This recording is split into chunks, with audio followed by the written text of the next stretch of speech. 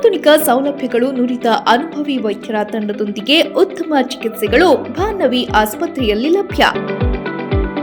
ನಮ್ಮಲ್ಲಿ neurology, neuro microscopic ಚಿಕಿತ್ಸೆ, ENT, kidney ಸ್ಟೋನ್ಗೆ ಲೇಸರ್ ಚಿಕಿತ್ಸೆ, dermatology, tattoo removal laser treatment, hair transplant, gynaecology, paediatric, radiology, laboratory, diagnostics, 24x7 pharmacy, emergency ಮತ್ತು ambulance ಸೇವೆಗಳು ಲಭ್ಯ. ಆಧುನಿಕ ವೈದ್ಯಕೀಯ ಸಲಕರಣೆಯನ್ನ ಹೊಂದಿರುವ operation theatre, ICU, endoscopic, dialysis ಚಿಕಿತ್ಸೆಗಳನ್ನು ನೀಡಲಾಗುವುದು. ಇದಲ್ಲದೆ ಸರ್ಕಾರಿ ಮತ್ತು ಯಾವುದೇ ಖಾಸಗಿ ಹೆಲ್ತ್ ಇನ್ಶೂರೆನ್ಸ್ ಯೋಜನೆಯನ್ನ ಒಳಗೊಂಡಿದೆ. ಸೇವಾ ಮನೋಭಾವ ಹೊಂದಿರುವ ವೈದ್ಯರು ಮತ್ತು ನರ್ಸಿಂಗ್ ಸಿಬ್ಬಂದಿಗಳಿಂದ ಉತ್ತಮ ಸೇವೆ ನೀಡಲಾಗುವುದು. ನಿಮ್ಮ ಯಾವುದೇ ಆರೋಗ್ಯ ಸಮಸ್ಯೆಗೆ ಸೂಕ್ತ ಚಿಕಿತ್ಸೆ ಪಡೆಯಲು ಭಾನ್ನವಿ ಆಸ್ಪತ್ರೆಗೆ ಭೇಟಿ ಕೊಡಿ. ಸಂಪರ್ಕಿಸಿ ಭಾನ್ನವಿ ಆಸ್ಪತ್ರೆ, P2, Aniketana road, E&F block, Kuvempu Nagar, Mysuru. ನಮಸ್ತೆ ವೀಕ್ಷಕರೇ, ಸಿ ಮೈಸೂರು ವಾಹಿನಿ ಅರ್ಪಿಸುವ ಜೀವನ್ ರೇಖಾ ನೇರ ಪ್ರಸಾರ ಕಾರ್ಯಕ್ರಮಕ್ಕೆ ಸ್ವಾಗತ. ನಾನು ಶಾವಿ. ಪ್ರತಿಯೊಬ್ಬ ಹೆಣ್ಮಕ್ಳಿರ್ಬೋದು, ಗಂಡ್ಮಕ್ಳಿರ್ಬೋದು, ಎಲ್ಲರಿಗೂ ಕೂಡ ಸುಂದರವಾಗಿ ಕಾಣಿಸ್ಬೇಕು ಎಂಬ ಆಸೆ ಇದ್ದೇ ಇರುತ್ತೆ. ಆದ್ರೆ ಇತ್ತೀಚಿನ ದಿನಗಳಲ್ಲಿ ಎಲ್ಲಾ ವಯೋಮಾನದವರು ಒಂದಲ್ಲ ಒಂದು ಸಮಸ್ಯೆಯಿಂದ ಬಳಲ್ತಾ ಇದ್ದಾರೆ. ಅದಕ್ಕೆ ಮೇನ್ ರೀಸನ್ ಇವಾಗಿನ ಲೈಫ್ ಸ್ಟೈಲ್ ಇರ್ಬೋದು, ವರ್ಕ್ ಪ್ರೆಷರ್ ಇರ್ಬೋದು, ಅಥವಾ ಸ್ಟ್ರೆಸ್ ಫ್ಯಾಕ್ಟರ್, ಹೀಗೆ ನಾನಾ ಕಾರಣಗಳಿಂದ ಹಲವಾರು ಸಮಸ್ಯೆಯಿಂದ ಬಳಲ್ತಾ ಇದ್ದಾರೆ. ಅದರಲ್ಲಿ ಪ್ರಮುಖವಾಗಿ ಸ್ಕಿನ್ ಪ್ರಾಬ್ಲಮ್ ಮತ್ತೆ ಹೇರ್ ಫಾಲ್. ಇವತ್ತಿನ ಒಂದು ನೇರ ಪ್ರಸಾರ ಕಾರ್ಯಕ್ರಮದಲ್ಲಿ ವೀಕ್ಷಕರೇ, ನಾನು ನಿಮ್ಗೆ ಹೇರ್ ಫಾಲ್ ಮತ್ತೆ ಸ್ಕಿನ್ ಪ್ರಾಬ್ಲಮ್ ಕುರಿತು ಸಾಕಷ್ಟು ಮಾಹಿತಿನ ನೀಡ್ತಾ ಹೋಗ್ತೀವಿ. ಇದ್ರ ಬಗ್ಗೆ ಮಾಹಿತಿನ ನೀಡಲು ನಮ್ಮೊಟ್ಟಿಗಿದ್ದಾರೆ ಮೈಸೂರಿನ ಹೆಸರಾಂತ ಆಸ್ಪತ್ರೆಯಾದ ಭಾನ್ನವಿ ಆಸ್ಪತ್ರೆಯ ಡರ್ಮಟಾಲಜಿಸ್ಟ್ ಹಾಗೆ ಹೇರ್ ಟ್ರಾನ್ಸ್ಪ್ಲಾಂಟ್ ಸರ್ಜನ್ ಆದಂತಹ ಡಾಕ್ಟರ್ ಶ್ರೇಯಸ್ ಅವರು. ಮತ್ತೆ ಕಿತಡ ಬನ್ನಿ ಅವರನ್ನ ಕಾರ್ಯಕ್ರಮಕ್ಕೆ ಸ್ವಾಗತಿಸೋಣ. Doctor, welcome to the show. Doctor, ಮೊದಲಿಗೆ ನಾವು ಪಿಂಪಲ್ಸ್ ಬಗ್ಗೆ ಮಾತಾಡೋದಾದ್ರೆ, ಈಗ ಪಿಂಪಲ್ಸ್ ಯಾವ ಒಂದು ಏಜ್ ಅಲ್ಲಿ ಸ್ಟಾರ್ಟ್ ಆಗುತ್ತೆ? ಕರೆಕ್ಟ್. ಈ ಒಂದು ಮಿತ್ ಇದೆ, ಪಿಂಪಲ್ಸ್ ಅಂತಂದ್ರೆ ಬರೀ ಟೀನ್ ಏಜ್ ಅಲ್ಲಿ ಮಾತ್ರ ಬರೋದು. But pimples anywhere, even before puberty ಕೂಡ ಪಿಂಪಲ್ಸ್ ನ ನಾವು ನೋಡಿದೀವಿ. ಅದನ್ನ ಫಾರ್ ಎಕ್ಸಾಂಪಲ್ ಹುಟ್ಟಿದ ಮಕ್ಕಳಲ್ಲಿ ನ್ಯೂನೆಟಲ್ ಆಕ್ನೆ ಅಂತ ಕರಿತೀವಿ. ಸೊ ಈವನ್ ಬಿಫೋರ್ ಪ್ಯೂಬರ್ಟಿ ಕೂಡ ಆಕ್ನೆಗಳು ಸ್ಟಾರ್ಟ್ ಆಗ್ಬೋದು. ಸಾಧಾರಣ ಆಕ್ನೆ ಸ್ಟಾರ್ಟ್ ಆಗೋದು ಆಫ್ಟರ್ ಪ್ಯೂಬರ್ಟಿ, ಬಿಕಾಸ್ ಪ್ಯೂಬರ್ಟಿ ಆದಾಗ ಈ ಆಂಡ್ರೋಜನ್ಸ್ ಅಥವಾ ಸೆಕ್ಸ್ ಹಾರ್ಮೋನ್ಸ್ ಅನ್ನೋದು ಶುರುವಾಗುತ್ತೆ. ಈ ಆಂಡ್ರೋಜನ್ಸ್ ಅಥವಾ ಸೆಕ್ಸ್ ಹಾರ್ಮೋನ್ಸ್ ಅನ್ನೋದು ಶುರುವಾದಾಗ ಏನ್ ಮಾಡುತ್ತೆ, under the influence of sex hormones sebum production rate ಜಾಸ್ತಿ ಆಗುತ್ತೆ, ಅಂದ್ರೆ ಜಿಡ್ಡು ಉತ್ಪತ್ತಿ ಆಗೋದು ಜಾಸ್ತಿ ಆಗುತ್ತೆ. ಸೊ ಅದರಿಂದ ಏನಾಗುತ್ತೆ, ಆಕ್ನೆ ಬರುತ್ತೆ. ಅಲ್ಲಿಗೆ ಕಾಮನ್ ಆಗಿ ಪೋಸ್ಟ್ ಪ್ಯೂಬರ್ಟಿ ಅಂದ್ರೆ ಈ ಟೀನ್ ಏಜ್ ವಯಸ್ಸಲ್ಲಿ, ಫಾರ್ ಎಕ್ಸಾಂಪಲ್ ಹೆಣ್ಮಕ್ಳಲ್ಲಿ ಸಾಧಾರಣ 11 ವರ್ಷದ ಮೇಲೆ, ಗಂಡ್ ಮಕ್ಕಳಲ್ಲಿ ಸಾಧಾರಣ 13-14 ಇಯರ್ಸ್ ಆದ್ಮೇಲೆ, ಈ ಏಜ್ ಅಲ್ಲಿ ಸಾಧಾರಣ ಮೊಡವೆ ಆಕ್ನೆಗಳು ಸ್ಟಾರ್ಟ್ ಆಗುತ್ತೆ. ಬಟ್ ಅಪ್ ಟು 30 ಇಯರ್ಸ್ ತನಕನೂ ಆ ಆಕ್ನೆ ಸಮಸ್ಯೆಗಳು ಹಾಗೇನೆ ಕಂಟಿನ್ಯೂ ಆಗ್ಬೋದು. ಅದಲ್ಲದೆ 30 ಇಯರ್ಸ್ ಆದಮೇಲೂ ಕೂಡ ಕೆಲವರಿಗೆ ಆಕ್ನೆ ಬರ್ತಾ ಇದೆ ಇತ್ತೀಚೆಗೆ. ನೀವು ಹೇಳಿದಂಗೆ ಲೈಫ್ ಸ್ಟೈಲ್ ಫ್ಯಾಕ್ಟರ್ಸ್ ಇಂದ ಇರ್ಬೋದು, ಸ್ಟ್ರೆಸ್ ಇಂದ ಇರ್ಬೋದು, ಫುಡ್ ಹ್ಯಾಬಿಟ್ಸ್ ಇಂದ ಇರ್ಬೋದು, ಅಥವಾ ಹಾರ್ಮೋನಲ್ ಇಂಬ್ಯಾಲೆನ್ಸಸ್ ಗಳಿಂದ ಇರ್ಬೋದು. 30 ಇಯರ್ಸ್ ಆದ್ಮೇಲೆ ಲೇಟ್ ಆನ್ಸೆಟ್ ಆಕ್ನೆ ಅಥವಾ ಆಕ್ನೆ ಟಾರ್ಡಾ ಅಂತ ಕರಿತೀವಿ. ಅದರಿಂದ ಅಲ್ಲೂ ಕೂಡ ಅವ್ರಿಗೂ ಕೂಡ ಆಕ್ನೆ ಬರ್ತಾ ಇದೆ. ಸಾಧಾರಣ ಅದಾದ್ಮೇಲಿಂದ ಬಿಯಾಂಡ್ 30 ಇಯರ್ಸ್ ಆಕ್ನೆ ಕಡಿಮೆ ಆಗ್ತಾ ಹೋಗ್ಬೇಕು, ಜಾಸ್ತಿ ಆಗೋದನ್ನ ಕಡಿಮೆ ಆಗ್ತಾ ಹೋಗ್ಬೇಕು. ಆ ಟೀನ್ ಏಜ್ ಅಲ್ಲಿ, ಚೈಲ್ಡ್ಹುಡ್ ಅಥವಾ ಟೀನ್ ಏಜ್, ಆ ಏಜ್ ಅಲ್ಲಿ ಆಕ್ನೆಗಳು ಸಾಧಾರಣ ಕಾಮನ್ ಆಗಿ ನೋಡ್ತೀವಿ. ಜಾಸ್ತಿ ಅಂತ ಏಜ್ ನವರೇ ನಮ್ಗೆ ಕಾಮನ್ ಆಗಿ ಬರುತ್ತೆ. ಈಗ ಹಾರ್ಮೋನ್ ಇಂಬ್ಯಾಲೆನ್ಸ್ ಆದಾಗ ಪಿಂಪಲ್ಸ್ ಗಳು ಬರುತ್ತೆ ಅಂತ ಹೇಳಿದ್ರಿ. ಸೊ ಅದು ಬಿಟ್ಟು ಬೇರೆ ಏನಾದ್ರು ರೀಸನ್ಸ್ ಇರುತ್ತಾ? ಕೆಲವೊಬ್ರು ಮೆಡಿಸಿನ್ಸ್ ತಗೊಳ್ತಾ ಇರ್ತಾರೆ, ಇದರಿಂದನೂ ಕೂಡ ನಿಮ್ಮ ಹತ್ರ ಪೇಷಂಟ್ಸ್ ಗಳು ಬಂದಿರ್ಬೋದು, ನನಗೆ ಮೆಡಿಸಿನ್ಸ್ ತಗೊಂಡ್ಮೇಲೆ ಪಿಂಪಲ್ಸ್ ಗಳು ಜಾಸ್ತಿ ಆಗ್ತು ಅನ್ನೋ ರೀಸನ್ಸ್ ಗಳು ಕೂಡ ಕೊಡ್ತಾರೆ. ಹೇಗೆ ಇದು? ಕರೆಕ್ಟ್. ಈಗ ಆಕ್ನೆ ಅನ್ನೋದು ಒಂದು ರೀಸನ್ ಅಲ್ಲ. ನೀವು ಹೇಳಿದಾಗೆ ಆಕ್ನೆಗೆ ಸಾಕಷ್ಟು ನ್ಯಾಚುರಲ್ ರೀಸನ್ಸ್ ಇದೆ ಅಂಡ್ ಅನ್ಯಾಚುರಲ್ ರೀಸನ್ಸ್ ಇದೆ. ಈಗ ನ್ಯಾಚುರಲ್ ರೀಸನ್ಸ್ ಅಂತಂದ್ರೆ ಹಾರ್ಮೋನಲ್ ಇಂಬ್ಯಾಲೆನ್ಸಸ್ ಗಳಿಲ್ಲದೆ ಹೋದ್ರೂ ಕೂಡ ಆಕ್ನೆ ಬರ್ತಾ ಇದೆ. ಅಂದ್ರೆ there is end organ hyper sensitivity ಅಂತ ಇದೆ. ಅಂದ್ರೆ ನಾರ್ಮಲಿ ನಮ್ಮಲ್ಲಿ ಸರ್ಕ್ಯುಲೇಟ್ ಆಗ್ತಿರುವಂತ ಹಾರ್ಮೋನ್ಸ್ ಗೆನೇನೆ ಕೆಲವರು ಸೆನ್ಸಿಟಿವ್ ಇರ್ತಾರೆ. So at the end of the day they start getting acne or pimples. ಅದಲ್ಲದೆ PCOD ಸಮಸ್ಯೆ ಅಂತಂದ್ರೆ ಪ್ರಾಪರ್ ಹಾರ್ಮೋನಲ್ ಇಂಬ್ಯಾಲೆನ್ಸಸ್ ಇರೋರಲ್ಲಿ ಮೊಡವೆ ಜೊತೆಗೆ ಹೇರ್ ಫಾಲ್ ನೋಡಿದೀವಿ, ಎಕ್ಸೆಸಿವ್ ಹೇರ್ ಗ್ರೋತ್, ಎಸ್ಪೆಷಲಿ ಹೆಣ್ಮಕ್ಳಲ್ಲಿ ಗಡ್ಡ ಬೆಳ್ಕೊಳ್ಳೋದು, ಜಾಸ್ತಿ ಮೀಸೆ ಬರೋದು, ಈ ತರದ್ದು ಕೂಡ ಜೊತೆಗೆ ಆಕ್ನೆ ಜೊತೆಗೆ ನೋಡಿದೀವಿ. ಅದಲ್ಲದೆ ಕೆಲವು ಆಯಿಲಿ ಕಾಸ್ಮೆಟಿಕ್ಸ್ ಯೂಸ್ ಮಾಡುವಂಥದ್ದು ಅಥವಾ ಕಾಮಿಡೋಜೆನಿಕ್ ಕಾಸ್ಮೆಟಿಕ್ಸ್ ಅಂದ್ರೆ day to day makeup use ಮಾಡೋದ್ರಲ್ಲಿ ಕೂಡ ಆಕ್ನೆ ಬರ್ಬೋದು. ಆಮೇಲೆ ಹೆರಿಡಿಟರಿ ಆಗಿ ಬರ್ಬೋದು, ಜೆನೆಟಿಕ್ ಆಗಿ ಬರ್ಬೋದು. ಅದು ಬಹಳ ಒಂದು ಸ್ಮಾಲ್ ಪಾರ್ಟ್. ಅಂಡ್ ಈವನ್ ಈಚೆ ಕಡೆ ಆಗುವಂತ ಎನ್ವೈರನ್ಮೆಂಟಲ್ ಫ್ಯಾಕ್ಟರ್ಸ್ ಕೂಡ, ಹ್ಯೂಮಿಡಿಟಿ ಆಗಿರ್ಬೋದು, ಪೊಲ್ಯೂಷನ್ ಆಗಿರ್ಬೋದು, ಅಥವಾ ವರ್ಕ್ ಪ್ಲೇಸ್ ಅಲ್ಲಿ ಆಗಿರುವಂತ, ಈಗ ಫಾರ್ ಎಕ್ಸಾಂಪಲ್ ಮಿನರಲ್ ಆಯಿಲ್ಸ್, ಕೆಲವರು ಆಯಿಲ್ ಜೊತೆ ಕೆಲಸ ಮಾಡ್ತಿರ್ತಾರೆ, ಹೈಡ್ರೋಜನೇಟೆಡ್ ಕಾರ್ಬನ್ ಜೊತೆ ಕೆಲಸ ಮಾಡ್ತಿರ್ತಾರೆ, ಕೆಲವರು ಕೆಮಿಕಲ್ ಜೊತೆ ಕೆಲಸ ಮಾಡ್ತಿರ್ತಾರೆ. ಆ ಕೆಮಿಕಲ್ಸ್ ಅಥವಾ ಫ್ಯೂಮ್ಸ್ ಮುಖದ ಮೇಲೆ ಬಂದಾಗ ಅದರಿಂದನೂ ಕೂಡ ಆಕ್ನೆ ಕಾಸ್ ಆಗುವಂತದ್ದು ಇದೆ. And food habits or lifestyle habits, ಅತಿಯಾಗಿ ಈಚೆ ಕಡೆ ತಿನ್ನುವಂಥದ್ದು, ಜಂಕ್ ಫುಡ್ಸ್ ಯೂಸ್ ಮಾಡುವಂಥದ್ದು, ಆಯಿಲಿ ಐಟಮ್ಸ್ ಯೂಸ್ ಮಾಡುವಂಥದ್ದು, ಕೆಲವು ಸತಿ ಈವನ್ ಎಕ್ಸೆಸಿವ್ ನಾನ್ ವೆಜ್ ಅಂದ್ರೆ animal products or milk and milk products, dairy products especially, ಅದರಿಂದನೂ ಕೂಡ ಆಕ್ನೆ ಬರುವಂತದ್ದು ಇದೆ. So these are all some of the, ಅಂದ್ರೆ ಎಲ್ಲ ಒಂದಕ್ಕೊಂದಕ್ಕೆ ಲಿಂಕ್ ಇದೆ. ಸೊ ಅದರಿಂದ ಆಕ್ನೆ ಬರುತ್ತೆ. ಅದಕ್ಕೆ ಆಕ್ನೆ ಇಸ್ ಮಲ್ಟಿ ಫ್ಯಾಕ್ಟೋರಿಯಲ್. ಯಾವುದೇ ಒಂದು ರೀಸನ್ ಇಂದ ಆಕ್ನೆ ಬರುತ್ತೆ ಅಂತ ಹೇಳೋದು ಕಷ್ಟ. ಒಂದು ಇಲ್ಲದೆ ಹೋದ್ರೆ ಇನ್ನೊಂದನ್ನ ನಾವು ಎಲಿಮಿನೇಟ್ ಮಾಡ್ಬೇಕಾಗುತ್ತೆ, ಇದರಿಂದ ಅಲ್ಲ ಅಂತಂದ್ರೆ ಇನ್ನೊಂದರಿಂದ ಹುಡುಕ್ಬೇಕಾಗುತ್ತೆ. ಸೊ ಮಲ್ಟಿಪಲ್ ಫ್ಯಾಕ್ಟರ್ಸ್ ಇರುತ್ತೆ ಆಕ್ನೆಗೆ. ಸೊ ಅದನ್ನ ಮ್ಯಾನೇಜ್ ಮಾಡೋದು ಅಷ್ಟು ಸುಲಭ ಇರೋದಿಲ್ಲ. ಯಾವುದೋ ಒಂದು ಕಾರಣದಿಂದ ಅಂತಂದ್ರೆ ಕೆಲವು ಸತಿ ಇನ್ಫೆಕ್ಷನ್ಸ್ ಇಂದ ಆಗ್ಬೋದು ಆಕ್ನೆ, ಕೆಲವು ಸತಿ ಡ್ಯಾಂಡ್ರಫ್ ಇದ್ದಾಗಲೂ ಮುಖದ ಮೇಲೆ ಆಕ್ನೆ ಜಾಸ್ತಿ ಬರ್ತಾ ಇದೆ. ಸೊ ಈ ತರದಿಂದ ಆಮೇಲೆ ಪದೇ ಪದೇ ಮುಖ ಮುಟ್ಕೊಳ್ತಾರೆ ರಿಪೀಟೆಡ್ ಆಗಿ. ಆಮೇಲೆ ಕೆಲವು ಕೆಲವು ಥಿಂಗ್ಸ್ ಅಂದ್ರೆ ಫಾರ್ ಎಕ್ಸಾಂಪಲ್ ಕೆಲವು ಟರ್ಮರಿಕ್ ಹಾಕೋಬಹುದು, ಅಲೋವೆರಾ ಜೆಲ್ಸ್ ಹಾಕೋಬಹುದು, ಗೊತ್ತಿಲ್ದಿರೋ ಕ್ರೀಮ್ಸ್ ಹಾಕೋಬಹುದು, ಯಾವ್ದೊಂದು ಸ್ಟಿರಾಯ್ಡ್ ಕ್ರೀಮ್ಸ್ ಹಾಕೋಬಿಡ್ಬೋದು. ನೀವು ಹೇಳಿದಂಗೆ ಕೆಲವು ಮೆಡಿಸಿನ್ಸ್ ಇದಾವೆ, ಆ ಕೆಲವು ಮೆಡಿಸಿನ್ಸ್ ಇಂದ acne, for example hormonal treatments ಹೋಗ್ತಿರೋರು, ಹಾರ್ಮೋನಲ್ ಥೆರಪೀಸ್ ತಗೋತಿರೋರಲ್ಲೂ ಕೂಡ ಆಕ್ನೆ ಬಂದಿರೋದಿದೆ. ಸೊ ಇದೆಲ್ಲ ಸಾಕಷ್ಟು ಕಾರಣಗಳು ಆಕ್ನೆ ಬರೋದಕ್ಕೆ. ಈಗ ಪಿಂಪಲ್ಸ್ ಅಂತ ತಗೊಂಡಾಗ ಡಾಕ್ಟರ್, ಈಗ ಅದ್ರಲ್ಲೂ ಕೂಡ ಟೈಪ್ಸ್ ಅಂತ ಬರುತ್ತೆ, ಎಷ್ಟು ಟೈಪ್ಸ್ ಇರ್ಬೋದು, ಅದನ್ನ ಹೇಗೆ ಫೈಂಡ್ ಔಟ್? ಈಗ ಒಂದು ಪಿಂಪಲ್ ಬಂದ್ರೆ ನಂಗೆ ಈ ತರ ಪಿಂಪಲ್ ಬಂದಿದೆ ಅಂತ ಹೇಗೆ? ಕಾಮನೆಸ್ಟ್ ಇಸ್ ಆಕ್ನೆ ವಲ್ಗ್ಯಾರಿಸ್ ಅಂತಂದ್ರೆ ನಮ್ಮೆಲ್ಲರಲ್ಲೂ ಬರುವಂತದ್ದು. ವಲ್ಗ್ಯಾರಿಸ್ ಅಂದ್ರೆ common, vulgar. So that is commonest ಆಕ್ನೆ vulgaris.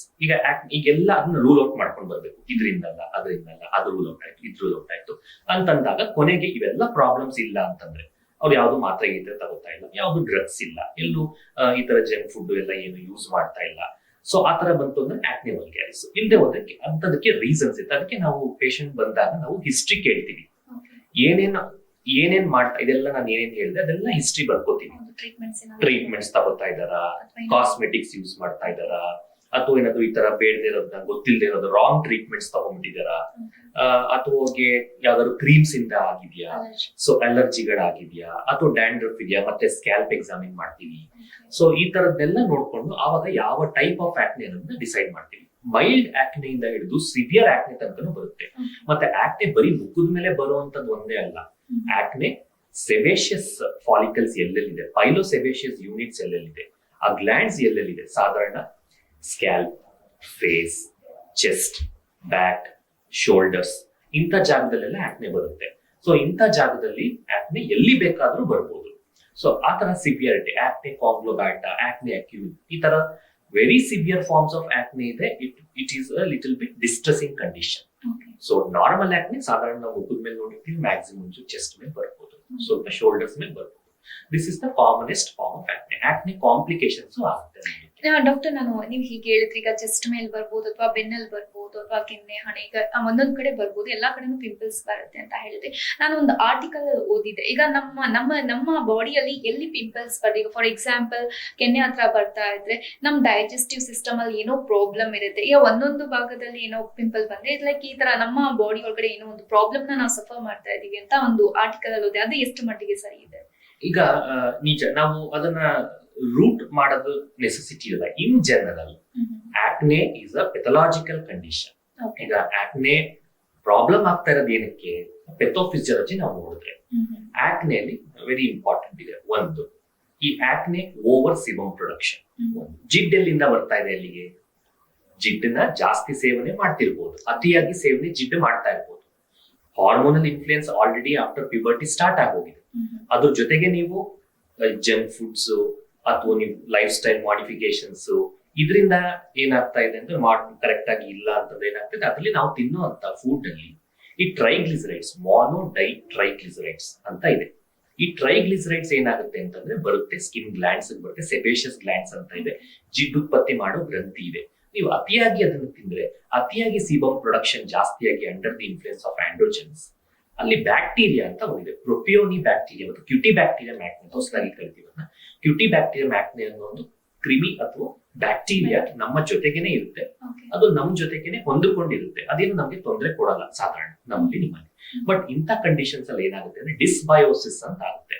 ಅಂತಂದ್ರೆ ಅದು ನ್ಯಾಚುರಲಿ ಇರುವಂತದ್ದು ಅಬ್ನಾರ್ಮಲ್ ಆಗಿ ಬಿಹೇವ್ ಮಾಡಕ್ ಶುರು ಮಾಡುತ್ತೆ. ಆವಾಗ ಏನ್ ಮಾಡುತ್ತೆ, ಈ ಒಂದು ಏನು ಫ್ಯಾಟ್ ಇದೆ ಅದನ್ನ ಲೈಪೇಸ್ ಅನ್ನೋ ಎಂಜೈಮ್ ಇಂದ ಬ್ರೇಕ್ ಡೌನ್ ಮಾಡುತ್ತೆ. ಬ್ರೇಕ್ ಡೌನ್ ಮಾಡಾಗ ಫ್ರೀ ಫ್ಯಾಟಿ ಆಸಿಡ್ಸ್ ಅನ್ನೋದು ಪ್ರೊಡ್ಯೂಸ್ ಆಗುತ್ತೆ. ಆ ಫ್ರೀ ಫ್ಯಾಟಿ ಆಸಿಡ್ ಬಂದು ಆಕ್ನೆ ಫಾರ್ಮೇಶನ್ ಗೆ ಹೆಲ್ಪ್ ಮಾಡುತ್ತೆ, ಗ್ಲ್ಯಾಂಡ್ಸ್ ಅನ್ನ ಬ್ಲಾಕ್ ಮಾಡುತ್ತೆ, ಮತ್ತೆ ಆಕ್ನೆ ಫಾರ್ಮೇಶನ್ ಹೆಲ್ಪ್ ಮಾಡುತ್ತೆ. ಅಲ್ಲಿಗೆ ನಾವು ತಿಂತಿರುವಂತ ಆಹಾರ ಪದ್ಧತಿಯಿಂದಾನೇ ಎಲ್ಲೋ ಪ್ರಾಬ್ಲಮ್ ಇದೆ. ತಿನ್ನೋದು ಎಲ್ಲಿಗೆ ಹೋಗುತ್ತೆ? ಕರಳಿಗೆ ಹೋಗುತ್ತೆ, ಗಟ್ಟಿಗೆ ಹೋಗುತ್ತೆ. ಸೊ ಅಲ್ಲಿ ಗಟ್ಟಲ್ಲಿ ಪ್ರಾಬ್ಲಮ್ ಇದೆ ಅಂತ ಆಯ್ತು ಅಂತಂದ್ರೆ, ಸೊ ನಾವು ಇನ್ ಜನರಲ್ ದೇರ್ ಇಸ್ ನೀವು ಹೇಳಿದಂಗೆ there can be a problem in the gut. Okay, ಅಲ್ಲಿ ಬೇಡದೇ ಇರುವಂತ ಪದಾರ್ಥಗಳು ಅತಿಯಾಗಿ ಡೈಜೆಷನ್ ಆಗದೆ, ಬ್ಲೋಟಿಂಗ್ ಆಗೋದು, ಕರೆಕ್ಟ್ ಆಗಿ ಡೈಜೆಷನ್ ಆಗದೆ, ಅಬ್ಸಾರ್ಪ್ಷನ್ ಆಗದೆ ಇರೋದು, ಇವೆಲ್ಲನೂ ಕೂಡ ಬರೀ ಆಕ್ನೆ ಒಂದೇ ಅಲ್ಲ, ಬೇರೆ ಬೇರೆ ಪ್ರಾಬ್ಲಮ್ಸ್ ಗಳಿಗೂ, ಬೇರೆ ಬೇರೆ ಸ್ಕಿನ್ ಪ್ರಾಬ್ಲಮ್ಸ್ ಗಳಿಗೂ ಕೂಡ ಎಡೆ ಮಾಡ್ಕೊಡುತ್ತೆ. ಸೊ ಈ ತರ ಒಂದು ಮ್ಯಾಪಿಂಗ್ ನ ಇನ್ ಜನರಲ್ ಆಗಿ ನಾವು ನೋಡ್ಬೋದು. ಈಗ ಪಿಂಪಲ್ಸ್ ಬಂದ್ ಕೂಡಲೇ ಡಾಕ್ಟರ್ ನ ಕನ್ಸಲ್ಟ್ ಮಾಡ್ಬೇಕಾಗಿ, ಈಗ 1-2 ಪಿಂಪಲ್ಸ್ ಕಾಮನ್ ಆಗಿ ಬರುತ್ತೆ. ಈಗ ಆಯಿಲಿ ಫುಡ್ ತಿನ್ನೋದ್ರಿಂದ ಇರ್ಬೋದು, ಅಥವಾ ನೀವೇ ಹೇಳಿದ್ರಿ, ಅಥವಾ ಎನ್ವೈರನ್ಮೆಂಟಲ್ ಚೇಂಜಸ್ ಇಂದ 1 or 2 ಪಿಂಪಲ್ಸ್ ಬರುತ್ತೆ. ಇಮಿಡಿಯೇಟ್ ನಾವು ಡಾಕ್ಟರ್ ನ ಕನ್ಸಲ್ಟ್ ಮಾಡ್ಬೇಕಾ, ಅಥವಾ ಹೇಗೆ ಅದು ಪಿಂಪಲ್ಸ್ ನನಗೆ ಬರ್ತಾರೆ? ಕರೆಕ್ಟ್. ಈಗ ಆಕ್ನೆ ನಾವು ಇಸ್ ನಾಟ್ ಕ್ಯೂರೇಬಲ್ ಅಂತಂದ್ರೆ ಅದನ್ನ ಬರ್ದೇ ಇರೋ ತರ, ಬರ್ದೇ ಇರೋ ತರ ಮಾಡಕ್ ಆಗಲ್ಲ. ಆಕ್ನೆ ಬಂದ್ರೆ ಅದು ಅತಿಯಾಗಿ ಆಗ್ತಾ ಇತ್ತು ಅಂತಂದ್ರೆ, ಈಗ 1-2 ದಿನ, 2-3 ದಿನದಲ್ಲಿ 3-4-5 ಜಾಸ್ತಿ ಆಗ್ತಾನೆ ಹೋಯ್ತು, ಅದು ಕಂಟ್ರೋಲ್ ಬರ್ತಿಲ್ಲ ಅಂತಂದಾಗ, ಅಥವಾ ಇದು ನಾರ್ಮಲ್ ತರ ಆಕ್ನೆ ಇಲ್ಲ, ನನಗೆ ಗೊತ್ತು ಇದು ನನ್ನ ನಾರ್ಮಲ್ ಆಕ್ನೆ, ಇಷ್ಟು ವರ್ಷ ಬರ್ತಿತ್ತು, ಇದು ಆ ತರ ಇಲ್ಲ, ಇದು ಬೇರೆ ತರ ಕಾಣಿಸ್ತಾ ಇದೆ, ಇನ್ಫೆಕ್ಷನ್ ಇದೆ, ಪೇನ್ ಜಾಸ್ತಿ ಇದೆ, ಓಕೆ, ರೆಡ್ನೆಸ್ ಏನಾದ್ರು ಇದೆ, ಕೀವು ತುಂಬ್ಕೋತಾ ಇದೆ, ಈ ತರದ್ ಏನಾದ್ರು ಕಂಡೀಷನ್ಸ್ ಆದ್ರೆ ಆವಾಗ ಡರ್ಮೆಟಾಲಜಿಸ್ಟ್ ಹತ್ರ ಹೋಗ್ಬೇಕಾಗುತ್ತೆ, ಸ್ಕಿನ್ ಸ್ಪೆಷಲಿಸ್ಟ್ ಹತ್ರ ಹೋಗ್ಬೇಕಾಗುತ್ತೆ. ಸೊ ಅದರಿಂದ ಈ ತರ ಕಾಂಪ್ಲಿಕೇಶನ್ಸ್ ಆಗಕ್ಕೆ ಶುರುವಾದಾಗ 1-2 ಆಕ್ನೆ ಬಂದ್ರೆ ತಾನೇ ಅವುಗಳು ಕರೆಕ್ಟ್ ಆಗುವಂತ ಚಾನ್ಸಸ್ ಇದೆ. ಸೊ ಅಂತ ಆಕ್ನೆಗಿಂತ ಇಂಥ ಆಕ್ನೆ ಮೇಲೆ ನಾವು ಕಾನ್ಸಂಟ್ರೇಟ್ ಮಾಡಬೇಕು. ಕೆಲವು ಆಕ್ನೆ ಫಾರ್ ಎಕ್ಸಾಂಪಲ್ ಬಾಯಿ ಸುತ್ತ ಬರ್ಬೋದು, ಕೆಲವು ಪರ್ಟಿಕ್ಯುಲರ್ ಏರಿಯಾಸ್ ಅಲ್ಲಿ ಕಾಣಿಸ್ಕೋಬಹುದು. ಸೊ ಇಂಥ ಆಕ್ನೆಗಳು ಅಬ್ನಾರ್ಮಲ್ ಅಂತ ಕನ್ಸಿಡರ್ ಮಾಡ್ಕೊಂಡು ಆದಷ್ಟು ಬೇಗ ಅದನ್ನ ನಾರ್ಮಲ್ ಅಥವಾ ಅಬ್ನಾರ್ಮಲ್ ಅಂತ ತಿಳ್ಕೊಳಕ್ಕೇನೆ ಕನ್ಸಲ್ಟೇಷನ್ಗೆ ಹೋಗ್ಬೋದು, ಡರ್ಮೆಟಾಲಜಿಸ್ಟ್ ಹತ್ರ ಹೋಗ್ಬೋದು. ಆವಾಗ ಅವರು ಗೈಡ್ ಮಾಡ್ತಾರೆ, ನಿಮಗೆ ಇಂಥ ಆಕ್ನೆ ನಾರ್ಮಲ್, ನಿಮಗೆ ಇಂಥ ಆಕ್ನೆ ಅಬ್ನಾರ್ಮಲ್ ಅನ್ನೋದು ಡಿಸೈಡ್. ಈಗ ಪಿಂಪಲ್ಸ್ ಬಂದ ತಕ್ಷಣ ಜನರು ಏನ್ ಮಾಡ್ತಾರೆ ಅಂದ್ರೆ, ಲೈಕ್ ಕೈಯಲ್ಲಿ ಅದನ್ನ ಹೊಡಿಲಿಕ್ಕೆ ಹೋಗ್ತಾರೆ, ಅದು ಬಂದ್ ಹೋಗಿ ಇನ್ನೊಂದು ಆಗ್ತಾ ಹೋಗುತ್ತೆ. Correct question. ಅದು ಏನಾಗುತ್ತೆ ಅಂತಂದ್ರೆ, ಕೆಲವರಿಗೆ ಸೈಕಲಾಜಿಕಲ್ ಫ್ಯಾಕ್ಟರ್ ಇರುತ್ತೆ, ಅದು ಬಂದ ತಕ್ಷಣ ಕಿತ್ತಾಕ್ಬಿಡ್ಬೇಕು ಅದನ್ನ. ಅದೇನು ನೋವು ಕೊಡ್ತಿರುತ್ತೆ ಅಂತಾರೆ, ಅದೇನೋ ಇಷ್ಟ ಆಗೋದಿಲ್ಲ ಅಂತಾರೆ, ಅಥವಾ ಇನ್ನು ಸಬ್ ಕಾನ್ಶಿಯಸ್ ಮೈಂಡ್ ಏನ್ ಮಾಡ್ತಿರ್ತಾರೆ, ಕ್ಲಾಸ್ ಅಲ್ಲಿ ಕೇಳಿಸ್ಕೊತಿರುವಾಗ್ಲೋ ಬೇರೆ ಕೆಲಸ ಮಾಡ್ತಿರುವಾಗ್ಲೋ ಕೈಯಲ್ಲಿ ಹೋಗುತ್ತೆ, ಅದನ್ನ ಗಿಂಡ್ಕೊಂಡು ಕಿತ್ತಾಕ್ಬಿಡ್ತಾರೆ. The moment you squeeze it, ಆ ಒಳಗೆ ಆಲ್ರೆಡಿ ಫಾರ್ಮ್ ಆಗಿರುವಂತ ಒಂದು ಆಕ್ನೆ ಅದ್ರ ಒಳಗೆ ಇನ್ನಷ್ಟು ಬ್ಯಾಕ್ಟೀರಿಯಾನ ತುಂಬಿಸಿದಂಗ ಆಗುತ್ತೆ. ಸೊ ಇನ್ನಷ್ಟು ಬ್ಯಾಕ್ಟೀರಿಯಾಗಳು ಅದ್ರೊಳಗೆ ಹೋಗಿ ಸೇರ್ಕೊಳ್ಳುತ್ತೆ, ಅದ್ರ ಒಳಗಿರೋ ಕಂಟೆಂಟ್ಸ್ ಈಚೆಗೆ ಬಂದು ಬೀಳುತ್ತೆ. ಈಚೆಗೆ ಬಂದು ಬಿದ್ದ ತಕ್ಷಣ ಇನ್ಫ್ಲಮೇಷನ್ ಜಾಸ್ತಿ ಆಗುತ್ತೆ. So it's a highly inflammatory disease. Inflammation ಜಾಸ್ತಿ ಆಗೋದ್ರಿಂದಾನೇ ಕಲೆ ಉಳ್ಕೋತಾ ಇರೋದು. ಸೊ ಏನಾಗುತ್ತೆ, ನೀವು ಕಿತ್ತಾಗ ಒಂದು ಗಾಯ ಆಗುತ್ತೆ, ಆಳಕ್ಕೆ ಗಾಯ ಆಗುತ್ತೆ, ಅದರಿಂದ ಕಲೆ ಉಳ್ಕೊಳ್ಳುತ್ತೆ. ಕಲೆ ಅನ್ನೋದಂದ್ರೆ ತೂತು ಬೀಳುತ್ತೆ. ಇನ್ಫ್ಯಾಕ್ಟ್ ಕಲೆ ಉಳ್ಕೊಳ್ಳೋದಂತೂ ಅದು 100% ಗೊತ್ತಿರೋ ವಿಚಾರ, ಅಂದ್ರೆ ಕಪ್ಪು ಕಲೆ ಉಳ್ಕೋಬಹುದು. ಬಟ್ ತೂತು ಬೀಳುತ್ತೆ ಅಥವಾ ಹಳ್ಳ ಬೀಳುತ್ತಲ್ಲ, ಅದು ತುಂಬಾ ಕೆಟ್ಟದು ಅಂತ ಒಂಥರ ಚಿಕನ್ ಪಾಕ್ಸ್ ಕಾರ್ ತರ ಆಗೋಗುತ್ತೆ ಆಲ್ಮೋಸ್ಟ್. ಅದನ್ನ ಆಕ್ನೆ ಎಕ್ಸ್ಪೋರಿ ಅಂತ ಕರಿತೀವಿ. ಕೆರ್ಕೊಂಡು ಅದನ್ನ ಹಾಳು ಮಾಡ್ಕೊಳ್ಳೋದು, ಅದನ್ನ ಯಾವತ್ತಿಗೂ ಮಾಡಬಾರ್ದು. ಅದನ್ನ ಹಾಗೆ ಬಿಟ್ಟು ಟ್ರೀಟ್ಮೆಂಟ್ ಗೆ ಫಸ್ಟ್ ಹೋದ್ರೆ ಒಳಗಿಂದಾನೆ ಅದು ಕಡಿಮೆ. ಈಗ ಸ್ಕಾರ್ ಬಗ್ಗೆ ಹೇಳ್ತಾ ಇದ್ರಿ. ಈಗ ಕೆಲವೊಬ್ಬರಿಗೆ ಮುಖ ತುಂಬಾನು ತೂತಿರುತ್ತೆ, ಅವ್ರಿಗೆ ಪಿಂಪಲ್ ಇರಲ್ಲ, ಬಟ್ ತೂತ ಬರುತ್ತೆ. ಈಗ ಅದು ಏನು ಅಂತಂದ್ರೆ, ಈಗ ಪಿಂಪಲ್ ಇರಲ್ಲ, ಆದ್ರೆ ಅದು ಪಿಂಪಲ್ ಮುಂಚೆನೆ ಆಗಿ ಅದರಿಂದ ಆಗಿರುವಂತ ಸೀಕ್ವೆಲ್. ಸೊ ಈಗ ಮುಖದಲ್ಲಿ ನೋಡಿರ್ತೀರಾ, ಹಳ್ಳಗಳೆಲ್ಲ ಇರುತ್ತೆ, ತೂತಿರುತ್ತೆ, ಬೇಕಾದಷ್ಟು ವೆರೈಟಿಗಳಿರ್ತವೆ. ಅದು ಈಗ ಬಂದಿರೋ ಆಕ್ನೆಯಿಂದಲ್ಲ, ಅದು ಮುಂಚೆಯಿಂದನೇ ಆಗಿರುವಂತ ಆಕ್ನೆ. ಅವ್ರು ಟೀನೇಜ್ ಅಲ್ಲಿ ಆಗಿರ್ತೇನೋ ಆಕ್ನೆ, ತುಂಬಾ ಆಕ್ನೆ ಇರ್ತೇನೋ, ಅದರಿಂದ ಅವ್ರಿಗೆ ಹಳ್ಳ ಬಿದ್ದಿದೆ. ಸೊ ಅವುಗಳಲ್ಲಿ ನಾವು ಸ್ಕಾರಿಂಗ್ ವೆರೈಟಿ ಸ್ಕಾರ್ಸ್ ಇರುತ್ತೆ. Ice pick basically we divide it into atrophic scars and hypertrophic scars, and we divide it into post inflammatory erythema and post inflammatory hyperpigmentation. ಒಂದು ಆಕ್ನೆ ಆದಾಗ 2 ತರ ಆಗ್ಬೋದು. ಒಂದು ಹುಳಿಗಳು ಬೆಳಿಬಹುದು, ಇನ್ನೊಂದು ಕಲೆಗಳು ಉಳ್ಕೋಬಹುದು. ಈ ಕಲೆ ಅಂತಂದ್ರೆ ನಾವು ಪೋಸ್ಟ್ ಇನ್ಫ್ಲಮೇಟರಿ ಹೈಪರ್ ಪಿಗ್ಮೆಂಟ್ ಅಂದ್ರೆ ಕಪ್ಪು ಕಲೆ ಆಗುತ್ತೆ. ಇನ್ನೊಂದು ಆ ಜಾಗದಲ್ಲಿ ರೆಡ್ನೆಸ್ ಬರುತ್ತೆ. ಒಂದು post inflammatory hyperpigmentation PIH, ಇನ್ನೊಂದು PIE that is post inflammatory erythema. ಎರಡು ಒಂದು ಕೈಂಡ್ ಆಫ್ ಕ್ಲಾಸಿಫಿಕೇಶನ್, ಎರಡು ಒಂಥದ್ದು, ಅದಕ್ಕೂ ಟ್ರೀಟ್ಮೆಂಟ್ ತಗೋಬೇಕು. ಇನ್ನೊಂದು ಏನಾಗುತ್ತೆ ಅಂತಂದ್ರೆ, ಈ ತರ ಕಂಡೀಷನ್ಸ್ ಗಳಲ್ಲಿ ತುಂಬಾ ಜಾಸ್ತಿ ಆಕ್ನೆ ಅಂದ್ರೆ ಗ್ರೇಡ್ ಆಫ್ ಆಕ್ನೆ ಜಾಸ್ತಿ ಆಗ್ತಾ ಹೋದಾಗ, mild acne, moderate acne, severe acne. Moderate to severe ಅಲ್ಲಿ ಈ ತರದ್ದು ಪ್ರಾಬ್ಲಮ್ಸ್ ಗಳು ಬರುತ್ತೆ. ಅದರಲ್ಲಿ ನಾವು ಮತ್ತೆ ಸಬ್ ಡಿವೈಡ್ ಮಾಡ್ತೀವಿ. Ice pick scars, rolling scars, box scars ಅಂತ ಈ ತರ ನಾವು ಅದನ್ನ ಸಬ್ ಕ್ಯಾಟಗರೈಸ್ ಮಾಡ್ತೀವಿ. ಆ ಒಂದು ಪೇಷಂಟ್ ಅಲ್ಲಿ ಒಬ್ಬರಿಗೆ ಒಂದ್ಸತಿ ಆಕ್ನೆ ಆದಾಗ ಯಾವ ತರದ ಸ್ಕಾರಿಂಗ್ ಬೇಕಾದ್ರೂ ಆಗ್ಬೋದು. ಈ 3 ಸ್ಕಾರ್ಸು ಇರ್ಬೋದು, ಸಾಧಾರಣ ಒಂದು ಚಿಕ್ಕ ಹೋಲ್ಗಳ ತರ ಇರುತ್ತೆ, ಐಸ್ಪಿಕ್ ಸ್ಕಾರ್ ಅಂತೀವಿ. ಸ್ವಲ್ಪ ಅಗ್ಲಕ್ಕೆ ಕೆತ್ತದಂಗೆ ಇರುತ್ತೆ, ಅದನ್ನ ನಾವು ಬಾಕ್ಸ್ ಸ್ಕಾರ್ ಅಥವಾ ರೋಲಿಂಗ್ ಸ್ಕಾರ್ ಅಂತ ಕರಿತೀವಿ. ಇವೆಲ್ಲವೂ ಒಂದ್ಸತಿ ಆಗ್ಬಿಟ್ರೆ scarring is a permanent phenomenon. ಒಂದ್ಸತಿ ಆಗ್ಬಿಟ್ರೆ ಆ ತರ ಸ್ಕಾರ್ಸ್ ನೀವ್ ಏನೇ ಮಾಡಿದ್ರು ನ್ಯಾಚುರಲಿ ಅಂತದ್ದು ಹೀಲ್ ಆಗೋದಿಲ್ಲ. ಒಂದ್ಸತಿ ಅಂದ್ರೆ ಉಳ್ಕೊಂಡ್ಬಿಡುತ್ತೆ. ಈಗ ಸ್ಕಾರ್ ನ್ಯಾಚುರಲ್ ಆಗಿ ಹೀಲ್ ಆಗಲ್ಲ, ಉಳ್ಕೊಬಿಡುತ್ತೆ ಅಂತ ಹೇಳ್ತೀವಿ. ಈಗ ಅದಕ್ಕೆ ಲೇಸರ್ ಟ್ರೀಟ್ಮೆಂಟ್ ಎಲ್ಲ ಅವೈಲೇಬಲ್ ಇದೆ, ಅದರಲ್ಲಿ ಎಷ್ಟು ಸೆಟ್ಟಿಂಗ್ಸ್ ಬೇಕಾಗಬಹುದು? ಕರೆಕ್ಟ್. ಈಗ ನಾವು we can treat this in different ways. So we have lasers and energy devices. Okay. The lasers and non-lasers. Laser is one of the advanced, safe, effective treatment for acne scars and also for pigmentation. ಈಗ ನಾವು laser pigmentation ಬಂತು ಅಂತಂದ್ರೆ ನಾವು Q switch laser ಅಂತ ಮಾಡ್ತೀವಿ. Okay, ಈ Q switch laser basically ಕಲೆಗಳನ್ನ ಅಥವಾ ಅದರಲ್ಲಿ ಇರುವಂತ ರೆಡ್ನೆಸ್ ನ ತೆಗಿಯೋಕಿರುವಂತದ್ದು. ಸ್ಕಾರ್ಸ್ ಗೆ ನಾವು carbon dioxide laser, CO2 lasers ಅಂತ ಮಾಡ್ತೀವಿ, MNRF ಅಂತ ಮಾಡ್ತೀವಿ. ಸೊ ಈ ತರ ಅಡ್ವಾನ್ಸ್ಡ್ ಲೇಸರ್ಸ್ ಇದೆ. ನಾವು ಯೂಶಲಿ ಈ ಲೇಸರ್ಸ್ ಎಲ್ಲಾನು ಕೂಡ ತಿಂಗಳಿಗೊಮ್ಮೆ ಒಂದು ಸೆಷನ್ ಮಾಡ್ತೀವಿ. ಒಂದು ಸೆಷನ್ಗೂ ಇನ್ನೊಂದು ಸೆಷನ್ಗೂ 30 ದಿನ ಗ್ಯಾಪ್ ಕೊಡ್ತೀವಿ. ಆ ತರ ಸಾಧಾರಣ 6 ಇಂದ 8 ಸೆಷನ್ ತನಕ ಬೇಕಾಗ್ಬೋದು. ಅದು ಎಲ್ಲರಿಗೂ ಕಾಮನ್ ಬ್ಲಾಂಕೆಟ್ ಟರ್ಮ್ ಅಲ್ಲ. ಆಯಾ ಆಕ್ನೆ ಸ್ಕಾರ್ಸಿಗೆ ತಕ್ಕಂತೆ ಅವರ ಸಿವಿಯಾರಿಟಿಗೆ ತಕ್ಕಂತೆ ಬೇಕಾಗ್ಬೋದು. ಈವನ್ ಆಫ್ಟರ್ ಡೂಯಿಂಗ್ 100% ಹೋಗಿಸ್ಕೊಳಕ್ಕಾಗದೆ ನಾವೇನ್ ಮಾಡ್ತಾ ಇದೀವಿ, ನಾವು ಈಗಿರೋಂತ ಸ್ಕಾರ್ಸ್ ಪರ್ಮನೆಂಟ್ ಅಂತ ಹೇಳಿ ಆಯ್ತು ಆಗ್ಲೇ. ಈಗ ಮತ್ತೆ ಏನ್ ಮಾಡ್ಬೋದು, ನಾವು ಈ ಟ್ರೀಟ್ಮೆಂಟ್ ತಗೊಳ್ಳೋದ್ರಿಂದ ಏನ್ ಮಾಡ್ಬೋದು, ಈ ಟ್ರೀಟ್ಮೆಂಟ್ ತಗೊಳ್ಳೋದ್ರಿಂದ ಈಗ ಹೇಗಿದೆ ಸ್ಕಾರ್ಸ್ ಅದನ್ನ ಇಂಪ್ರೂವ್ ಮಾಡ್ಕೋಬಹುದು. ಈಗಿರೋದಕ್ಕಿಂತ ಒಂಚೂರು ಬೆಟರ್ ಮಾಡ್ಕೋಬಹುದು. ಈಗ ತುಂಬಾ ಕೆಟ್ಟದಾಗಿ ಕಾಣ್ತಾ ಇದೆ, ತುಂಬಾ ದೂರದಿಂದನೇ ಕಾಣ್ತಾ ಇದೆ ಕೆಟ್ಟದಾಗಿ, ಅದನ್ನ ಗ್ರಾಜುಲಿ we can level it up. Okay, but ಎಲ್ಲಾ ಸ್ಕಾರ್ಸ್ 100% ಅದನ್ನ ಕಂಪ್ಲೀಟ್ಲಿ ಕ್ಯೂರ್ ಮಾಡಿ ನಾರ್ಮಲ್ ಸ್ಕಿನ್ ತರ ಮಾಡಕ್ಕೆ ಆಗದೇ ಇರ್ಬೋದು. ಬಟ್ ಈಗ ಇರೋದನ್ನ ನಾವು ಇಂಪ್ರೂವ್ ಮಾಡೋದ್ರಿಂದನೇ ಸುಮಾರು ಅಪಿಯರೆನ್ಸ್ ಇಂಪ್ರೂವ್ ಆಗುತ್ತೆ. ವೀಕ್ಷಕರೀಗ ಕಾರ್ಯಕ್ರಮದಲ್ಲಿ ಒಂದು ಸಣ್ಣ ವಿರಾಮ, ಮತ್ತೆ ಕಾರ್ಯಕ್ರಮ ಮುಂದುವರಿಯುತ್ತೆ.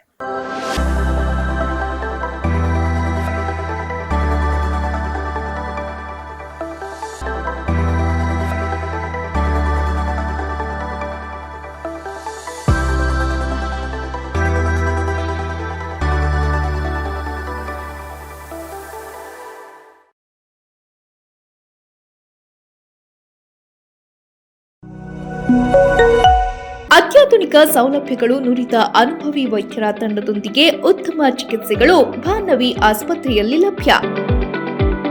ನಮ್ಮಲ್ಲಿ ನ್ಯೂರಾಲಜಿ, ನ್ಯೂರೋ ಮೈಕ್ರೋಸ್ಕೋಪಿಕ್ ಚಿಕಿತ್ಸೆ, ENT, ಕಿಡ್ನಿ ಸ್ಟೋನ್ಗೆ ಲೇಸರ್ ಚಿಕಿತ್ಸೆ, dermatology, tattoo removal laser treatment, hair transplant, gynaecology, paediatric, radiology, laboratory, diagnostics, 24x7 pharmacy, emergency ಮತ್ತು ಆಂಬ್ಯುಲೆನ್ಸ್ ಸೇವೆಗಳು ಲಭ್ಯ. ಆಧುನಿಕ ವೈದ್ಯಕೀಯ ಸಲಕರಣೆಯನ್ನ ಹೊಂದಿರುವ operation theatre, ICU, endoscopic, dialysis ಚಿಕಿತ್ಸೆಗಳನ್ನ ನೀಡಲಾಗುವುದು. ಇದಲ್ಲದೆ ಸರ್ಕಾರಿ ಮತ್ತು ಯಾವುದೇ ಖಾಸಗಿ ಹೆಲ್ತ್ ಇನ್ಶೂರೆನ್ಸ್ ಯೋಜನೆಯನ್ನ ಒಳಗೊಂಡಿದೆ. ಸೇವಾ ಮನೋಭಾವ ಹೊಂದಿರುವ ವೈದ್ಯರು ಮತ್ತು ನರ್ಸಿಂಗ್ ಸಿಬ್ಬಂದಿಗಳಿಂದ ಉತ್ತಮ ಸೇವೆ ನೀಡಲಾಗುವುದು. ನಿಮ್ಮ ಯಾವುದೇ ಆರೋಗ್ಯ ಸಮಸ್ಯೆಗೆ ಸೂಕ್ತ ಚಿಕಿತ್ಸೆ ಪಡೆಯಲು ಭಾನವಿ ಆಸ್ಪತ್ರೆಗೆ ಭೇಟಿ ಕೊಡಿ. ಸಂಪರ್ಕಿಸಿ ಭಾನವಿ ಆಸ್ಪತ್ರೆ, P2, Aniketana road, E&F block, Kuvempu Nagar, Mysuru. ಮತ್ತೊಮ್ಮೆ ಕಾರ್ಯಕ್ರಮಕ್ಕೆ ಸ್ವಾಗತ ವೀಕ್ಷಕರೇ. ಡಾಕ್ಟರ್, ಪಿಂಪಲ್ ಬಗ್ಗೆ ಮಾತಾಡ್ತಾ ಇದ್ವಿ. ಈಗ ಪಿಂಪಲ್ ಬಂದ್ ಕೂಡಲೇ ಏನ್ ಮಾಡ್ತಾರೆ ಅಂದ್ರೆ ಡಾಕ್ಟರ್ನ ಕನ್ಸಲ್ಟ್ ಮಾಡ್ಲಿಕ್ಕಿಂತ ಮುಂಚೆ ನಮ್ಮವ್ರು ಏನ್ ಮಾಡ್ತಾರೆ ಅಂದ್ರೆ ಜಸ್ಟ್ ಎಲ್ಲರ ಕೈಯಲ್ಲೂ ಮೊಬೈಲ್ ಇದ್ದೇ ಇರುತ್ತೆ, ಹೋಮ್ ರೆಮಿಡೀಸ್ ಹೋಗ್ತಾರೆ. ಡಾಕ್ಟರ್ ಹತ್ರ ಯಾಕೆ ಹೋಗ್ಬೇಕು, ಫಸ್ಟ್ ಹೋಮ್ ರೆಮಿಡೀಸ್ ನ ನೋಡೋಣ ಅಂತ ಹೇಳಿ ಲೈಕ್ ಆಲೋವೆರಾ ಜೆಲ್ ಇರ್ಬೋದು, ಅಥವಾ ಅರಿಶಿನ ಇರ್ಬೋದು, ಬೇಕಿಂಗ್ ಸೋಡಾ ಇರ್ಬೋದು, ಲೆಮನ್ ಇರ್ಬೋದು, ಲೈಕ್ ಆಲೂಗಡ್ಡೆ ರಸ ಇರ್ಬೋದು, ಇಂಥದನ್ನೆಲ್ಲ ಫಸ್ಟ್ ಯೂಸ್ ಮಾಡ್ಲಿಕ್ಕೆ ಟ್ರೈ ಮಾಡ್ತಾರೆ. ಇದ್ರ ಬಗ್ಗೆ ಏನ್ ಹೇಳ್ತೀರಾ? ಇದೆಲ್ಲ ಇದು ಹೇಳ್ತಿದ್ದಂಗೆ ಗೊತ್ತಾಗುತ್ತೆ ಇದು ಯಾವ ಸೈಂಟಿಫಿಕ್ ಅಲ್ಲ ಅಂತ. ಅಂದ್ರೆ ಇದೆಲ್ಲ ಮಾಡ್ಕೊಳ್ಳೋದ್ರಿಂದ ಏನಾಗುತ್ತೆ, ಚರ್ಮ ಬರ್ನ್ ಆಗುತ್ತೆ. ಚರ್ಮ ಬರ್ನ್ ಆದ್ರೆ ಏನಾಗುತ್ತೆ, ಕಲೆ ಹುಡುಕ್ಬಿಡುತ್ತೆ, ಆಕ್ನೆ ಹೋಗ್ಬೋದೇನೋ, ಸುಟ್ಟು ಹೊಟ್ಟೋಗ್ಬೋದೇನೋ, ಬಟ್ ಸುಡೋದಂತೂ ಗ್ಯಾರಂಟಿ. ಅವಾಗ ಸ್ಕಾರ್ ಆಗೋದು ಗ್ಯಾರಂಟಿ. ಅಥವಾ ಈ ಒಂದು ಕೆಲವು ಐಟಮ್ಸ್ ಇಂದನೇ ಕೂಡ ಅವೆಲ್ಲ ಕಾಮಿಡೋಜೆನಿಕ್ ಇರ್ತವೆ, ಇರಿಟೇಟೆಡ್ ಇರುತ್ತೆ, ತುಂಬಾ ಇರಿಟೇಟ್ ಮಾಡುತ್ತೆ ಚರ್ಮನ, ಸುಡ್ಬೋದು ಅಥವಾ ಬರ್ನ್ ಮಾಡ್ಬೋದು, ಅಥವಾ ಇನ್ನಷ್ಟು ಕಾಂಪ್ಲಿಕೇಶನ್ಸ್ ಮಾಡ್ಬೋದು. ಸೊ ಅದರಿಂದ ಫಸ್ಟ್ ಅಂಡ್ ಫಾರ್ಮೋಸ್ಟ್ ಥಿಂಗ್ ಈ ತರ ಅಂದ್ರೆ ಎಕ್ಸ್ಪರಿಮೆಂಟ್ ಮಾಡಬಾರ್ದು. ಅಂದ್ರೆ ಸ್ಕಿನ್ ಅನ್ನೋದು ಒಂದು ಲಿವಿಂಗ್ ಆರ್ಗನ್. ಒಂದು ಲಿವಿಂಗ್ ಆರ್ಗನ್, ಅದೇ ಒಂದು ಬಿಗ್ಗೆಸ್ಟ್ ಅಂದ್ರೆ ದೇಹದ ಅತಿ ದೊಡ್ಡ ಆರ್ಗನ್ ಸಿಸ್ಟಮ್. ಸೊ ಅಲ್ಲಿ ಎಕ್ಸ್ಪೆರಿಮೆಂಟ್ ಮಾಡೋದ್ರಿಂದ ದೇಹಕ್ಕೇನೆ ತೊಂದರೆ ಆಗ್ಬೋದು. ಚರ್ಮಕ್ಕೆ ತೊಂದರೆ ಆಗೋದು ಒಂದ್ ಕಡೆ ಆದ್ರೆ ದೇಹಕ್ಕೂ ತೊಂದರೆ ಆಗ್ಬೋದು. ಅದರಿಂದ ಅಂತ ಎಕ್ಸ್ಪೆರಿಮೆಂಟ್ ಫಸ್ಟ್ ಮಾಡಬಾರ್ದು. ಅದಕ್ಕಿಂತ ಮೊದಲು ಡೈರೆಕ್ಟ್ ಆಗಿ ಒಂದು ಆಕ್ನೆ ಬಂದ ತಕ್ಷಣ ಡೈರೆಕ್ಟ್ ಆಗಿ ಡರ್ಮಟಲಾಜಿಸ್ಟ್ ಹತ್ರ ಹೋದ್ರೆ ಅಲ್ಲೇನೆ ಇನಿಷಿಯಲ್ ಸ್ಟೇಜಸ್ ಅಲ್ಲೇನೆ ಟ್ರೀಟ್ಮೆಂಟ್ ತಗೊಂಡು ಸ್ಕಾರ್ ಉಳಿದಿರೋ ತರ ನೋಡ್ಬೋದು. ಇದು ಹೋಮ್ ರೆಮಿಡೀಸ್ ಒಂದ್ ಕಡೆ ಆದ್ರೆ, ಈಗ ಮತ್ತೆ ಯೂಟ್ಯೂಬ್ ಇರ್ಬೋದು, ಇನ್ಸ್ಟಾ ಇರ್ಬೋದು, like skin pimple related, benzoic acid related ointment, ಈ ತರ ಕ್ರೀಮ್ ನ ತಗೊಂಡೆ ನಾನು, ನಂದು ಪಿಂಪಲ್ಸ್ ಎಲ್ಲ ಹೋಯ್ತು ಅನ್ನೋದು ಕೂಡ ನೋಡ್ಕೊಂಡು ಎಷ್ಟೋ ಜನ ಅದನ್ನ ತಗೊಳ್ತಾರೆ. ಬಟ್ ಅವ್ರು ಒಬ್ಬೊಬ್ರದ್ದು ಒಂದೊಂದು ಸ್ಕಿನ್ ಟೈಪ್ ಇರುತ್ತೆ. ಮೇನ್ ಅದ್ ಯಾವ ತರ? ಕರೆಕ್ಟ್. ಒಬ್ರು ಒಂದು ಕಡೆ ಕೂತ್ಕೊಂಡು 1000 ಜನಕ್ಕೆ 1,00,000 ಜನಕ್ಕೆ ಅಡ್ವೈಸ್ ಕೊಡಕ್ ಬರೋದಿಲ್ಲ. ನೀವ್ ಹೇಳ್ದಂಗೆ ಒಡ ಹುಟ್ಟಿದವ್ರದೇ ಚರ್ಮ ಒಂದೊಂದ್ ತರ ಇರುತ್ತೆ. ಇವ್ರು ಹಚ್ಕೊಂಡಿರೋದು ಇನ್ನೊಬ್ರು ಹಚ್ಕೊಂಡ್ರೆ ಆಗೋದಿಲ್ಲ, ಅವ್ರು ಹಚ್ಕೊಂಡು ಮತ್ತೆ ಅಲ್ಲಿಗೆ ಕನ್ಸಲ್ಟೇಷನ್ ಬರೋದು, ಒನ್ ಆನ್ ಒನ್ ಕನ್ಸಲ್ಟೇಷನ್ ಬರೋದು ಯಾತಕ್ಕೆ? ಎಸ್ಪೆಷಲಿ ಚರ್ಮ ಕಾಯಿಲೆಗಳಲ್ಲಿ, ಚರ್ಮನ ಕಾಯಿಲೆಗಳನ್ನ ಅಟ್ಲೀಸ್ಟ್ ಕೆಮ್ಮು ನೆಗಡಿ ಜ್ವರ ಆದ್ರೆ ದೂರದಿಂದನೇ ಡಾಕ್ಟರ್ ಈ ಮಾತ್ರೆ ತಗೋಪ ಆ ಮಾತ್ರೆ ತಗೋಪ ಅಂತ ಹೇಳ್ಬೋದು. ಆದ್ರೆ ಚರ್ಮ ಅನ್ನೋದು ನೋಡಿ ಕೊಡೋ ಅಂತದ್ದು. ಚರ್ಮದ ಕಾಯಿಲೆ ಅನ್ನೋದು ನೋಡಿ ಕೊಡ್ಬೇಕು. ಹಾಗೇನೆ ಎಲ್ಲೋ ಇಟ್ಕೊಂಡು ಯಾರ್ದೋ ಚರ್ಮಕ್ಕೆ ನನಗೆದು ವರ್ಕ್ ಆಯ್ತು ಅಂತಂದ್ರೆ ನಿಮಗ್ ವರ್ಕ್ ಆಗದೆ ಇರ್ಬೋದು, ನಿಮಗ್ ವರ್ಕ್ ಆಯ್ತು ಅಂತಂದ್ರೆ ಇನ್ನೊಬ್ರಿಗೆ ವರ್ಕ್ ಆಗದೆ ಇರ್ಬೋದು. ಸೊ ಈ ತರ ಕಂಡೀಷನ್ಸ್ ಎಸ್ಪೆಷಲಿ ಡರ್ಮಟಲಾಜಿಲಿ ಇದೆ. ಸೊ ಆದ್ರಿಂದ ಜನರಲ್ ಅಡ್ವೈಸ್ ನ ಯಾವಾಗ್ಲೂ ತಗೋಬಾರ್ದು, ಎಸ್ಪೆಷಲಿ ಕ್ರೀಮ್ಸ್ ಗಳಲ್ಲಿ. ಸೊ ಈಗ ನೀವು ಹೇಳಿದ್ರು, ಎಷ್ಟು ಹೇಳಕ್ಕಾಗುತ್ತೆ ಅದ್ರ ಬಗ್ಗೆ, ಒಂದು ಪರ್ಟಿಕ್ಯುಲರ್ ಬೆನ್ಸೈಲ್ ಪೆರಾಕ್ಸೈಡ್ ಬಗ್ಗೆ ನಾನು ಎಷ್ಟು ಹಚ್ಕೊಂಡಿದ್ದೆ ಎಷ್ಟು ಹಚ್ಕೊಂಡಿ ಅಂತ. ಬಟ್ ಅದ್ರಿಂದ ಏನಾದ್ರು ತೊಂದರೆ ಆದ್ರೆ ಏನ್ ಮಾಡೋದು? ಎಷ್ಟು ಹಚ್ಕೋಬೇಕು, ಎಷ್ಟು ಸತಿ ಹಚ್ಕೋಬೇಕು, ಯಾವಾಗ ವಾಶ್ ಮಾಡ್ಬೇಕು, ಅದು ಹಚ್ಕೊಳಕ್ಕಿಂತ ಮುಂಚೆ ಏನ್ ಹಚ್ಕೋಬೇಕು, ಅದು ಹಚ್ಕೊಂಡಾದ್ಮೇಲೆ ಹಚ್ಕೋಬೇಕು, ಎಷ್ಟು ದಿನಕ್ಕೆ ಯೂಸ್ ಮಾಡ್ಬೇಕು, ಇದನ್ನೆಲ್ಲ ಯಾರು ಹೇಳ್ಕೊಡ್ತಾರೆ? ಸೊ ಈ ತರ ಡೀಟೇಲಿಂಗ್ ಆಲ್ವೇಸ್ ಈಸ್ ನೆಸೆಸರಿ. ಆ ಡೀಟೇಲಿಂಗ್ ನ ಆನ್ಲೈನ್ ಅಲ್ಲಾಗ್ಲಿ, ಸೋಷಿಯಲ್ ಮೀಡಿಯಾದಲ್ಲಾಗ್ಲಿ, ಇನ್ಸ್ಟಾಗ್ರಾಮ್ ಅಲ್ಲಾಗ್ಲಿ, ಯೂಟ್ಯೂಬ್ ಅಲ್ಲಾಗ್ಲಿ ಅದನ್ನ ಕನ್ಸಲ್ಟೇಷನ್ ತಗೊಳ್ಳಿಕ್ಕೆ ಬರೋದಿಲ್ಲ. ಸೊ ಆದ್ರಿಂದ ಇನ್ ಹೌಸ್ ಹೋಗಿ ಡಾಕ್ಟರ್ನ ಒನ್ ಆನ್ ಒನ್ ಮೀಟ್ ಮಾಡಿ ಅವರು ನಿಮ್ಮ ಚರ್ಮನ ಅನಲೈಸ್ ಮಾಡಿ ಆ ಪರ್ಟಿಕ್ಯುಲರ್ ಮೂಮೆಂಟ್ ಅಲ್ಲಿ ಏನಿರುತ್ತೆ ಅನ್ನೋದ್ರ ಮೇಲೆ ನಿಮಗೆ ಮೆಡಿಸಿನ್ಸ್ ಬರ್ಕೊಡ್ತಾರೆ. ಈಗ ನೀವು ಹೇಳಿದ್ರಿ ಪಿಂಪಲ್ಸ್ ಸ್ಕಾರ್ಸ್ ಕೊಂಡಿದ್ರೆ ಲೇಸರ್ ಟ್ರೀಟ್ಮೆಂಟ್ ಅಲ್ಲಿ ಇದಾಗುತ್ತೆ. ಅದ ಲೇಸರ್ ಟ್ರೀಟ್ಮೆಂಟ್ ಇಂದ ಏನು ಹಾರ್ಮ್ಫುಲ್ ಆಗುತ್ತೆ? ಕರೆಕ್ಟ್, ಇದು ವೆರಿ ಕಾಮನ್ ಕ್ವಶನ್ ಇದೆ. ಅಂತಂದ್ರೆ ನಾವು ಲೇಸರ್ ಅಂದ ತಕ್ಷಣ ಸುಮಾರು ಜನ ಅದರಿಂದ ಬ್ಯಾಕ್ಔಟ್ ಆಗೋದಿದೆ. ಸೊ ಸ್ವಲ್ಪ ಭಯ ಇದೆ. ಈ ಲೇಸರ್ ಅನ್ನೋದು ಏನು ಅಂತಂದ್ರೆ it's a light device. Okay, ಅಂದ್ರೆ ಲೇಸರ್ ಅಲ್ಲಿ ಬೇಕಾದಷ್ಟು ತರ ಇದೆ. ಈಗ ಲೇಸರ್ ನ ಬರೀ ಚರ್ಮಕ್ಕಲ್ಲ, ಲೇಸರ್ ಕಿಡ್ನಿ ಸ್ಟೋನ್ಸ್ ಇದ್ರೆ ಲೇಸರ್ ಯೂಸ್ ಮಾಡ್ತಾರೆ, ಕಣ್ಣಲ್ಲಿ ಲೇಸರ್ ಯೂಸ್ ಮಾಡ್ತಾರೆ. So laser from industries to human treatment, okay, ಅಂತಂದ್ರೆ ಮೆಡಿಕಲ್ ಫೀಲ್ಡ್ ಅಲ್ಲಿ ಕೂಡ ಲೇಸರ್ಸ್ ಇದೆ. So lasers is an advanced. ಅಂತಂದ್ರೆ ಈ ಲೇಸರ್ಸ್ ಮುಂಚೆ ಒಂಥರ ಲೇಸರ್ಸ್ ಇತ್ತು, ಈಗಿನ ಲೇಸರ್ ಹೊಸದಾಗಿ ಮೋರ್ ಕವರೇಜ್, ಅಂತಂದ್ರೆ ಬೇರೆ ಬೇರೆ ಚರ್ಮದ ಕಂಡೀಷನ್ಸ್ ಗಳನ್ನ ಕವರೇಜ್ ಮಾಡಕ್ಕೆ ಅಂತ ಹೊಸ ಲೇಸರ್ಸ್ ಗಳು ಬರ್ತಾ ಇದೆ. And it is more safe. And first ಸೇಫ್ಟಿನ ಅದ್ರಲ್ಲಿ ಕನ್ಸಿಡರ್ ಮಾಡಿರ್ತಾರೆ. ರಿಸಲ್ಟ್ಸ್ ಆಮೇಲೆ ಅಂತ ಅನ್ಕೊಂಡ್ರು ಕೂಡ ಫಸ್ಟ್ ಸೇಫ್ಟಿನ ಕನ್ಸಿಡರ್ ಮಾಡಿರ್ತಾರೆ. ಸೊ ಲೇಸರ್ಸ್ ಇಂದ ಯಾವುದೇ ಲಾಂಗ್ ಟರ್ಮ್ ಕಾಂಪ್ಲಿಕೇಶನ್ಸ್ ಇಲ್ಲ if it is done by a medical practitioner or a dermatologist who is proper dermatologist ಅಂತ ಬೇಕಾದಷ್ಟು ಜನ ಅನ್ಕೋಬಹುದು. ಅಂತಂದ್ರೆ official, okay, board certified dermatologist ಯಾರು ಇರ್ತಾರೆ ಅವರ ಕೈ ಕೆಳಗೆ ಮಾಡಿದಾಗ ಇಟ್ ಈಸ್ ಕಂಪ್ಲೀಟ್ಲಿ ಸೇಫ್. ಕೆಲವ್ರಿಗೆ ಡೌಟ್ ಇರುತ್ತೆ, ಏನಾದ್ರು ಮೂಳೆ ಹೊಟ್ಟೋಗುತ್ತಾ ಅಥವಾ ಬ್ರೈನ್ ಹೊಟ್ಟೋಗುತ್ತಾ ಅಥವಾ ಒಳಗಿನ ಮಾಂಸಖಂಡಕ್ಕೆ ಹೋಗುತ್ತಾ, ಈ ತರದೆಲ್ಲ ಡೌಟ್ಸ್ ಇರುತ್ತೆ. ಸೊ ಆ ತರದ ಯಾವ ತೊಂದರೆಗಳು ಆಗುವಂತದಿಲ್ಲ. ಲೇಸರ್ ಸ್ಕಿನ್ನಿಗೋಸ್ಕರ ಅಂತಾನೆ ಇರೋದು, ಅದು ಸ್ಕಿನ್ ಬಿಯಾಂಡ್ ಹೋಗುತ್ತೆ. ಓಕೆ, ಈಗ ಮೊಡವೆಗಳು ಬರ್ದ ಹಾಗೆ ಅಂದ್ರೆ ಒಂದು ಲೆವೆಲ್ಗೆ ಕಂಟ್ರೋಲ್ ತರಲಿಕ್ಕೆ ಯಾವ ರೀತಿ ನಾವು ಆಹಾರ ಪದ್ಧತಿಯನ್ನ ಅಳವಡಿಸ್ಕೊಳ್ಬೇಕಾಗ್ತದೆ? ಕರೆಕ್ಟ್. ಈಗ ನಾನು ಆವಾಗ್ಲೇ ಹೇಳ್ತಿದ್ದಂಗೆನೆ, ಈಗ ಲೈಫ್ ಸ್ಟೈಲ್ ಅಲ್ಲಿ ಬಂತು ಅಂತಂದ್ರೆ ಬರೀ ಫುಡ್ ಒಂದೇ ಅಲ್ಲ, ಫುಡ್, ಸ್ಟ್ರೆಸ್, ಸ್ಲೀಪ್, ಈ ಮೂರು ಇಂಪಾರ್ಟೆಂಟ್. ಫುಡ್ ಒಂದ್ ಕಡೆ ಆದ್ರೆ ಅದನ್ನ ಜೀರ್ಣಿಸ್ಕೊಂಡು ಅದನ್ನ ಅಸಿಮ್ಯುಲೇಟ್ ಮಾಡ್ಕೊಳ್ಳೋಕೆ ಸ್ಟ್ರೆಸ್ ಫ್ರೀ ಎನ್ವೈರನ್ಮೆಂಟ್ ಇರಬೇಕು, ಹಾಗೇನೆ ಸ್ಲೀಪ್ ಕೂಡ ಬಹಳ ಮುಖ್ಯ. ಸೊ ಫುಡ್ ಹ್ಯಾಬಿಟ್ಸ್ ಅಲ್ಲಿ ಸಾಧಾರಣ ಆದಷ್ಟು ನ್ಯಾಚುರಲ್ ಆಗಿರ್ಬೇಕು. ಅಂತಂದ್ರೆ ಪ್ರಿಸರ್ವೇಟಿವ್ ರಿಚ್ ಫುಡ್ಸ್ ಇರ್ಬೋದು, ಅತಿಯಾದ ಡೈರಿ ಪ್ರಾಡಕ್ಟ್ಸ್ ಇರ್ಬೋದು, ಅತಿಯಾದ ಜಿಡ್ಡಿನ ಪದಾರ್ಥಗಳಿರ್ಬೋದು, ಅಥವಾ ಪ್ರಿಸರ್ವೇಟಿವ್ಸ್ ಅಥವಾ ಈ ತರ ಏನಂತೀವಿ ಕಲರ್ಸ್ ಇರುವಂತ ಫುಡ್ಗಳು, ಆರ್ಟಿಫಿಷಿಯಲ್ ಸ್ವೀಟ್ನೆಸ್ ಇರುವಂತದ್ದು, ಈ ತರದ್ದೆಲ್ಲ ಆದಷ್ಟು ಅವಾಯ್ಡ್ ಮಾಡ್ಕೋಬೇಕು. ಇದರಿಂದ ಜನರಲ್ ಹೆಲ್ತ್ ಗೆ ಕೂಡ ಅಫೆಕ್ಟ್ ಆಗುತ್ತೆ, ಹಾಗೆ ಸ್ಕಿನ್ನಿಗೂ ಕೂಡ ಎಫೆಕ್ಟ್ ಆಗುತ್ತೆ. ಸೊ ಅದರಿಂದ ಈ ತರ ಫುಡ್ ಹ್ಯಾಬಿಟ್ಸ್ ನ ಔಟ್ಡೋರ್ ಫುಡ್ ಎಲ್ಲರೂ ತಿಂತೀವಿ, ಹಾಗಂತ ಅದನ್ನ ರೂಟೀನ್ ಆಗಿ ಮಾಡ್ಕೋಬಾರ್ದು. ಅಪರೂಪಕ್ಕೆ ಇಟ್ಕೊಂಡ್ರೆ ಯಾವುದೇ ಮಿತಿಯಲ್ಲಿದ್ರೆ it is always better. And ಹಾಗೇನೆ minimum 3 to 4 liters of water per day hydrate ಮಾಡ್ಕೊಳ್ಳೋಕೆ ಸ್ಕಿನ್ ನ ಬಹಳ ಮುಖ್ಯ. ಟಾಕ್ಸಿನ್ಸ್ ರಿಮೂವ್ ಮಾಡಕ್ಕೆ ಅಥವಾ ಡೈಜೆಷನ್ ಗೆ very very important. And stress, psychological stress ಆಗ್ಬೋದು, ಫಿಸಿಕಲ್ ಸ್ಟ್ರೆಸ್ ಆಗ್ಬೋದು, ಮೆಂಟಲ್ ಸ್ಟ್ರೆಸ್ ಆಗ್ಬೋದು. ಸೊ ಈ ಸ್ಟ್ರೆಸ್ ಅನ್ನ ಸ್ವಲ್ಪ ಮ್ಯಾನೇಜ್ ಮಾಡಬೇಕಾಗುತ್ತೆ. ಅಂಡ್ ಎಲ್ಲಾನು work balance is important. And ಜೊತೆಗೆ minimum 6 to 7 hours of sound good quality sleep is important. ಮಧ್ಯೆ ಮಧ್ಯೆ ಎಚ್ಚರಾಗಿ ಮಾಡಿದ್ರೆ ಮತ್ತೆ ಸ್ಟ್ರೆಸ್ ಬಿಡುತ್ತದೆ, ಮತ್ತೆ ಮೊಡವೆ ಸಮಸ್ಯೆಗಳು ಬರುತ್ತೆ.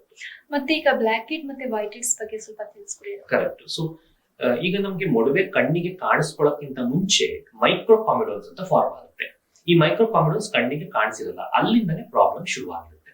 ಮೈಕ್ರೋ ಕಾಮಿಡೋನ್ಸ್ ಏನಾಗುತ್ತೆ, ಅದು ಫಾರ್ಮ್ ಆಗ್ತಾ ಆಗ್ತಾ ಆಗ್ತಾ ಈ ಪೈಲೋಸೆಬೇಷಿಯಸ್ ಯೂನಿಟ್ ನ ಹೇರ್ ಫಾಲಿಕಲ್ ನ ಡೈಲೇಟ್ ಮಾಡುತ್ತೆ. ಆ ಡೈಲೇಟ್ ಮಾಡಿದಾಗ ನಮಗೆ ಕಣ್ಣಿಗೆ ವೈಟ್ ಹೆಡ್ಸ್ ಕಾಣಿಸ್ಕೊಳ್ಳೋಕೆ ಶುರುವಾಗುತ್ತೆ. ಬಟ್ ಆ ವೈಟ್ ಹೆಡ್ಸ್ ಅದು second stage, microcomedones first stage, ಚರ್ಮದ ಕೆಳಗಿರುತ್ತೆ, ಇನ್ನು ಕಾಣಿಸ್ಕೊಂಡಿಲ್ಲ. ನೆಕ್ಸ್ಟ್ ಅದು ಮೇಲ್ ಬರ್ತಾ ಹೋಗುತ್ತೆ, ದೊಡ್ಡದಾಗ್ತಾ ಹೋಗುತ್ತೆ, ದಪ್ಪ ಆಗ್ತಾ ಹೋಗುತ್ತೆ. ಸೊ ಈ ಕಾಮಿಡೋನ್ಸ್ ಏನು ಅಂತಂದ್ರೆ ಅದೊಂದು ಮಿಕ್ಸ್ಚರ್. ಒಂಥರ ನೀವು ಆಕ್ಚುಲಿ ಅದನ್ನ ಈಚೆ ತೆಗೆದ್ರೆ ಒಂದು ಸ್ಮಾಲ್ ಒಂಥರ ಕಲ್ಲು ರೀತಿ ತರ ಇರುತ್ತೆ, ಚಿಕ್ಕದಾಗಿರುತ್ತೆ. ಇದೇನಾಗುತ್ತೆ ಅಂತಂದ್ರೆ ಈ ಪ್ರಾಬ್ಲಮ್ ಈ ಹೇರ್ ಫಾಲಿಕಲ್ಸ್ ಒಳಗೆ ಡೈಲಿ ಸಿಂಗಲ್ ಸೆಲ್ ಕೆರಟಿನೋಸೈಟ್ಸ್ ಡಿಸ್ಕೊಮೇಟ್ ಆಗ್ತಾ ಇರುತ್ತೆ. ಬಟ್ ಇಂಥ ಕಂಡೀಷನ್ಸ್ ಗಳಲ್ಲಿ, ಆಕ್ನೆ ಕಂಡೀಷನ್ಸ್ ಗಳಲ್ಲಿ ಈ ಡಿಸ್ಕೊಮೇಟ್ ಆಗೋದು ನಾರ್ಮಲ್ ಆಗುತ್ತೆ, ಒಂದಕ್ಕೊಂದಕ್ಕೆ ಕನೆಕ್ಷನ್ ಜಾಸ್ತಿ ಆಗುತ್ತೆ, ಉದುರೋದು ಕಡಿಮೆ ಆಗುತ್ತೆ. ಸೊ ಆ ತರ ಆದಾಗ ಒಳಗಿನೇ ಅವು ಬೆಳ್ಕೊಳಕ್ ಶುರುವಾಗುತ್ತೆ, ಒಳಗಿನೇ ಬ್ಲಾಕ್ ಮಾಡಕ್ ಶುರುವಾಗುತ್ತೆ. ಅದು ವೈಟ್ ಹೆಡ್ಸ್ ಫಾರ್ಮ್ ಆಗುತ್ತೆ, ಮೇಲ್ಗಡೆ ಒಂದ್ ಲೇಯರ್ ಇರುತ್ತೆ. ನಾವು ಮತ್ತೆ ಜಾಸ್ತಿ ಆದಾಗ ವೈಟ್ ಹೆಡ್ ಈಚೆ ಬರುತ್ತೆ. ಈಚೆ ಬಂದಾಗ ಎನ್ವೈರನ್ಮೆಂಟ್ ಗೆ ಎಕ್ಸ್ಪೋಸ್ ಆಗಿ ಅದು ಆಕ್ಸಿಡೈಸ್ ಆಗಿ ಕಪ್ಪಾಗುತ್ತೆ. ಅದನ್ನ ಬ್ಲಾಕ್ ಹೆಡ್ ಅಂತ ಕರಿತೀವಿ. ಅಲ್ಲಿಗೆ ಆ ಬ್ಲಾಕ್ ಹೆಡ್ ಬರೋ ಅಷ್ಟೊತ್ತಿಗೆ ಸಾಕಷ್ಟು ಮುಂದೆ ಪ್ರೋಗ್ರೆಸ್ ಆಗಿರುತ್ತೆ ಆಕ್ನೆ. ಅಲ್ಲಿಂದ ಮುಂದೆ ನೆಕ್ಸ್ಟ್ ಪ್ಯಾಪ್ಯೂಲ್ ಆಗುತ್ತೆ, ಪಸ್ಟ್ಯೂಲ್ ಆಗುತ್ತೆ, ನಾಡ್ಯೂಲ್ ಆಗುತ್ತೆ, ಸಿಸ್ಟ್ ಆಗುತ್ತೆ, ಕೊನೆಗೆ ಅವೆಲ್ಲ ಒಡೆದೋಗಿ ಆಮೇಲೆ ಸ್ಕಾರ್. ಈಗ black head white head remove ಮಾಡ್ಲಿಕ್ಕೆ ಮನೆಯಲ್ಲೇನೆ ಹೋಮ್ ರೆಮಿಡೀಸ್ ಗಳನ್ನ ಮಾಡ್ಕೊಂತಾರೆ. ಅದು ಎಷ್ಟು ಈಗ ಲೈಕ್ ಕೋಲ್ಗೇಟ್ ಪೇಸ್ಟ್ ಯೂಸ್ ಮಾಡ್ತಾರೆ, ಏನೋ ಯೂಸ್ ಮಾಡ್ಕೊಂಡು, ಈಗ ನಾನು ಸೋಷಿಯಲ್ ಮೀಡಿಯಾ ನೋಡ್ಕೊಂಡು ಇದ್ ಮಾಡ್ತಾರೆ. ಅದು ಎಫೆಕ್ಟ್ ಆಗುತ್ತಾ doctor? Correct. Most of the comedones are to be extracted by the dermatologist ಅಂತಂದ್ರೆ ಆನ್ ಸ್ಪಾಟ್ ಹೋಗಿ ಡಾಕ್ಟರೇ ಅದನ್ನ ಎಕ್ಸ್ಟ್ರಾಕ್ಟ್ ಮಾಡ್ತಾರೆ. ಯಾಕೆಂತಂದ್ರೆ ಅದು ಅಷ್ಟು ಈಸಿಯಾಗಿ ಕೊಳೆ ಕೂತಿರೋದು. ಈಗ ಫಾರ್ ಎಕ್ಸಾಂಪಲ್ ಸಿಂಕ್ ಬ್ಲಾಕ್ ಆಯ್ತು ಅಂತ ಅನ್ಕೊಳ್ಳಿ, ನಾವು ಏನ್ ಮಾಡ್ತೀವಿ, ನಾವು ಅದಕ್ಕೆ ಕಡ್ಡಿ ಹಾಕಿ ನೀಟಾಗಿ ಅದನ್ನೆಲ್ಲ ಕಸ ಎಲ್ಲ ತೆಗೆದು, ಬ್ಲಾಕ್ ಆಗಿರೋದೆಲ್ಲ ತೆಗೆದು ಮ್ಯಾನ್ಯಲಿ ತೆಗಿತೀವಲ್ವಾ. ಸೊ ಬೇರೆ ಏನೋ ಹಚ್ಚೋದಿಲ್ಲ ಅಥವಾ ಪೇಂಟ್ ಮಾಡೋದಿಲ್ಲ ಅಥವಾ ಬೇರೆ ಏನೋ ಹಾಕೋದಿಲ್ಲ, ಸೊ ಮ್ಯಾನ್ಯಲಿ ತೆಗಿತೀವಿ ಕಸನೆಲ್ಲ. ಸೊ ಅದೇ ತರ manually doctor and guidance of dermatologist it will be cleaned up. ಅವ್ರು ಎಕ್ಸ್ಟ್ರಾಕ್ಟ್ ಮಾಡ್ಕೋಬೇಕು. ಯಾವುದೇ ಪೇಸ್ಟ್ ಹಾಕೋದ್ರಿಂದ ಆಗ್ಲಿ ಅಥವಾ ಮನೆ ಮದ್ದು ಮಾಡೋದ್ರಿಂದ ಆಗ್ಲಿ ಮತ್ತೆ ಹೊಸದಾಗಿ ಕಾಮಿಡೋನ್ಸ್ ಆಗುತ್ತೆ ಹೊರತು ಇರೋ ಕಾಮಿಡೋನ್ಸ್ ಕಡಿಮೆ ಆಗಲ್ಲ. ಈಗ ಡಾಕ್ಟರ್, ಈಗ ಲೇಸರ್ ಟೋನಿಂಗ್ ಅಂತ ಮಾತಾಡೋದಾದ್ರೆ ಈಗ ಅದು ಎಷ್ಟು ಮಟ್ಟಿಗೆ ಎಫೆಕ್ಟಿವ್ ಇದೆ? Laser toning is one of the most effective for multiple pigmentary disorders. Pigmentation disorders ಅಂದ್ರೆ ಕಲೆಗಳಿರ್ತಾವಲ್ಲ, ಅಂತದೆಲ್ಲದಕ್ಕೂ Q switch laser toning. Laser toning ಅಂತಂದ್ರೆ ಲೋ ಫ್ಲೂಯೆನ್ಸ್ ಅಂತ ಕರಿತೀವಿ ನಾವು. ಫ್ಲೂಯೆನ್ಸ್ ಅಂತ ಕರಿತೀವಿ. Low fluency multiple passes. So that is called laser toning. ಅಂದ್ರೆ ಜನರಲಿ ಸ್ಮೂತ್ ಆಗಿ ಅದನ್ನ ಸ್ಕಿನ್ ಮೇಲಿಂದ ಹೀಟ್ ಮಾಡೋದಷ್ಟೇ. ಸೊ ಹೀಟ್ ಮಾಡೋದ್ರಿಂದ ಏನಾಗುತ್ತೆ, ಒಳಗಿರುವಂತ ಪಿಗ್ಮೆಂಟೇಶನ್ ಗ್ರಾಜುಯಲಿ ರಿಡ್ಯೂಸ್ ಆಗುತ್ತೆ. ಟ್ಯಾನಿಂಗ್ ಗೆ ವೆರಿ ಗುಡ್ ಟ್ರೀಟ್ಮೆಂಟ್, ಗ್ಲೋ ಬರೋದಕ್ಕೆ ವೆರಿ ಗುಡ್ ಟ್ರೀಟ್ಮೆಂಟ್. ತಿಂಗಳಿಗೊಮ್ಮೆ and you need to also take some precautions. ಈಗ ಬಿಸಿಲಿಗೆ ತುಂಬಾ ಓಡೋದಾಗ್ಲಿ ಅಥವಾ ಮುಖನ ಸನ್ಸ್ಕ್ರೀನ್ ಯೂಸ್ ಮಾಡ್ತಿರೋದಾಗ್ಲಿ, regular skin routine, basic skin routine, not basic skin routine ಮಾಡೋದ್ರಿಂದಾಗ್ಲಿ, ಅಥವಾ ನಮ್ಮ ಊಟ ತಿಂಡಿದ್ದೆಲ್ಲ ಕರೆಕ್ಟ್ ಆಗಿ ಮ್ಯಾನೇಜ್ ಮಾಡಿದ್ರೆ this laser toning will give excellent results. Usually ಒಂದು 5 to 6 ಸೆಷನ್ಸ್ ಅಲ್ಲಿ ಸುಮಾರು ಇಂಪ್ರೂವ್ಮೆಂಟ್ ಬರುತ್ತೆ. ಈವನ್ ಟೋನ್ ಆಗುತ್ತೆ, ಅನ್ಈವನ್ ಟೋನ್, ಬ್ಲೆಮಿಷಸ್ ಇರೋದೆಲ್ಲ ಕರೆಕ್ಟ್ ಆಗುತ್ತೆ. And it is very safe. ಈಗ ಪಿಗ್ಮೆಂಟೇಶನ್ ಅಂತ ಹೇಳಿದ್ರೆ, ಈಗ ಕೆಲವೊಬ್ಬರಿಗೆ ಕೆನ್ನೆ ಹತ್ರ ಎಲ್ಲ ಬಂಗು ಅಂತ, ಹೈಪರ್ ಪಿಗ್ಮೆಂಟೇಶನ್ ಅಂತ ಹೇಳ್ಬೋದು ಅದಕ್ಕೆ. ಸೊ ಅದು ಹೇಗೆ ಡಾಕ್ಟರ್, ಹೇಗೆ ಅದು ಫಾರ್ಮ್ ಆಗುತ್ತೆ? ಹೌದು, ಬಂಗು ಅಥವಾ ಮೆಲಾಸ್ಮಾ. ಸೊ ಮೆಲಾಸ್ಮಾ, ಈಗ ಕೆಲವರಿಗೆ ಮೆಲಾಸ್ಮಾ ಸ್ಟಾರ್ಟ್ ಆಗೋದೇ ಪ್ರೆಗ್ನೆನ್ಸಿಲಿ under the influence of hormone melasma ಅನ್ನೋದು ಸ್ಟಾರ್ಟ್ ಆಗುತ್ತೆ. It's a mask of pregnancy ಅಂತ ಕರಿತೀವಿ. ಸೊ ಅದಾದ್ಮೇಲಿಂದ ಸಾಧಾರಣ ಕೆಲವ್ರಿಗೆ ತಾನಾಗತಾನೆ ಕಡಿಮೆ ಆಗೋದು ಉಂಟು, ಇಲ್ಲ ಅಂದ್ರೆ ಕೆಲವ್ರಿಗೆ ಹಾಗೆ ಉಳ್ಕೊಳುತ್ತೆ. ಅದು ಇಲ್ಲದೆ ಪ್ರೆಗ್ನೆನ್ಸಿ ಇಲ್ದೇನೂ ಕೂಡ ಬರುವಂತದ್ದು ಮೆಲಾಸ್ಮಾ ಒಂದು ಕಂಡೀಷನ್. ಮೆಲಾಸ್ಮಾ ಅನ್ನೋದು ಹೀಗೆ ಆಕ್ನೆ ತರನೇ ಮಲ್ಟಿ ಫ್ಯಾಕ್ಟೋರಿಯಲ್ ಇಶ್ಯೂ. ಮೆಲಾಸ್ಮಾಗೆ ಹೆರಿಡಿಟರಿ ಇಶ್ಯೂಸ್ ಇರುತ್ತೆ ಅಂತಂದ್ರೆ, ತಾಯಿ ಅವ್ರ ಕಡೆ ಯಾರಾದ್ರೂ ಇತ್ತು ಅಂತಂದ್ರೆ ಮಕ್ಕಳಿಗೂ ಬರುವಂತ ಚಾನ್ಸಸ್ ಇರುತ್ತೆ. ಹೆಣ್ಮಕ್ಳಲ್ಲಿ ಸಾಧಾರಣ ಅದನ್ನ ಕಾಮನ್ ಆಗಿ ನೋಡ್ತೀವಿ. ಸೊ ಮೆಲಾಸ್ಮಾ ಅನ್ನೋದು ಮುಖ ಅಲ್ಲದೆ ಇವನ್ ಮೈ ಮೇಲೂ ಕೂಡ ಬರ್ಬೋದು.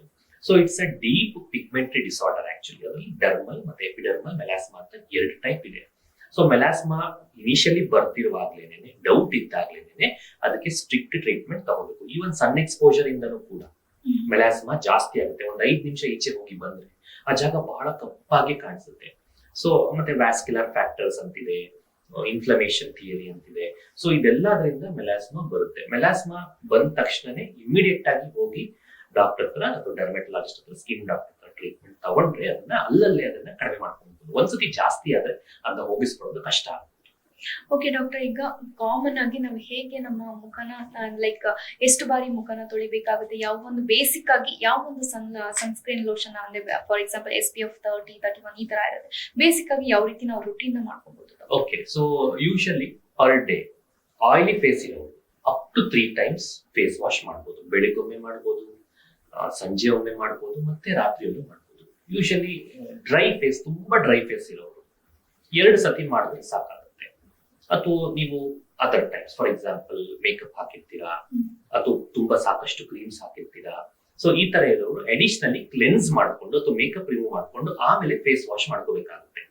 ಎಲ್ಲರಿಗೂ ಒಂದೇ ತರದ ಫೇಸ್ ವಾಶ್ ಸೂಟ್ ಆಗದೆ ಇರ್ಬೋದು. ಕೆಲವರು ಸೋಪ್ಸ್ ಯೂಸ್ ಮಾಡ್ತಾರೆ, ಕೆಲವರು ಫೇಸ್ ವಾಷಸ್ ಯೂಸ್ ಮಾಡ್ತಾರೆ, ಕೆಲವರು ಕ್ಲೆನ್ಸರ್ಸ್ ಕೊಡ್ತೀವಿ. ಸೊ ಈ ತುಂಬಾ irritated dry throughout the year, very dry irritated environmentally sensitive skin or cosmetically sensitive skin or genetically sensitive skin ಇರೋರಿಗೆ ಯೂಶಲಿ ಸೋಪ್ ಇಲ್ದೇ ಇರೋಂತ ನಾವು ಲೋಷನ್ಸ್ ಗಳನ್ನ ಕೊಡ್ತೀವಿ. ಅದನ್ನ ಕ್ಲೆನ್ಸಿಂಗ್ ಲೋಷನ್ ಅಂತ ಕರಿತೀವಿ. ಅದರಲ್ಲಿ ಮುಖ ತೊಳ್ಕೋಬಹುದು. ಅದರಿಂದ ಏನಾಗುತ್ತೆ, ಇರಿಟೇಷನ್ ಇರೋದಿಲ್ಲ, ಡ್ರೈನೆಸ್ ಇರೋದಿಲ್ಲ, ಇಮಿಡಿಯೇಟ್ಲಿ ಹೈಡ್ರೇಟ್ ಆಗುತ್ತೆ. ಸೊ ಅದರಿಂದ ಕೆಲವು ಸೋಪ್ಸ್ ನ ಖಂಡಿತ ಅವಾಯ್ಡ್ ಮಾಡಬೇಕಾಗುತ್ತೆ. There are some very hard soaps which are not pH balanced. ಆ pH ಅನ್ನೋದು ವೆರಿ ಇಂಪಾರ್ಟೆಂಟ್ ಫೇಸ್ ವಾಶ್ ಅಂತ ಬಂದಾಗ. ನಮ್ಮ ಸ್ಕಿನ್ pH 5.5, ಅದಕ್ಕೆ ನಿಯರೆಸ್ಟ್ ಯಾವ್ದಿರುತ್ತೋ ಅಂತ ಲೋಷನ್ಸ್ ಅಲ್ಲಿ ಮುಖ ತೊಳ್ಕೊಂಡ್ರೆ ಅಥವಾ ಅಂತ ಸೋಪ್ಸ್ ಅಲ್ಲಿ ಮುಖ ತೊಳ್ಕೊಂಡ್ರೆ ಸಾಧಾರಣ ಸ್ಕಿನ್ ಇಶ್ಯೂಸ್ ಬರೋದಿಲ್ಲ.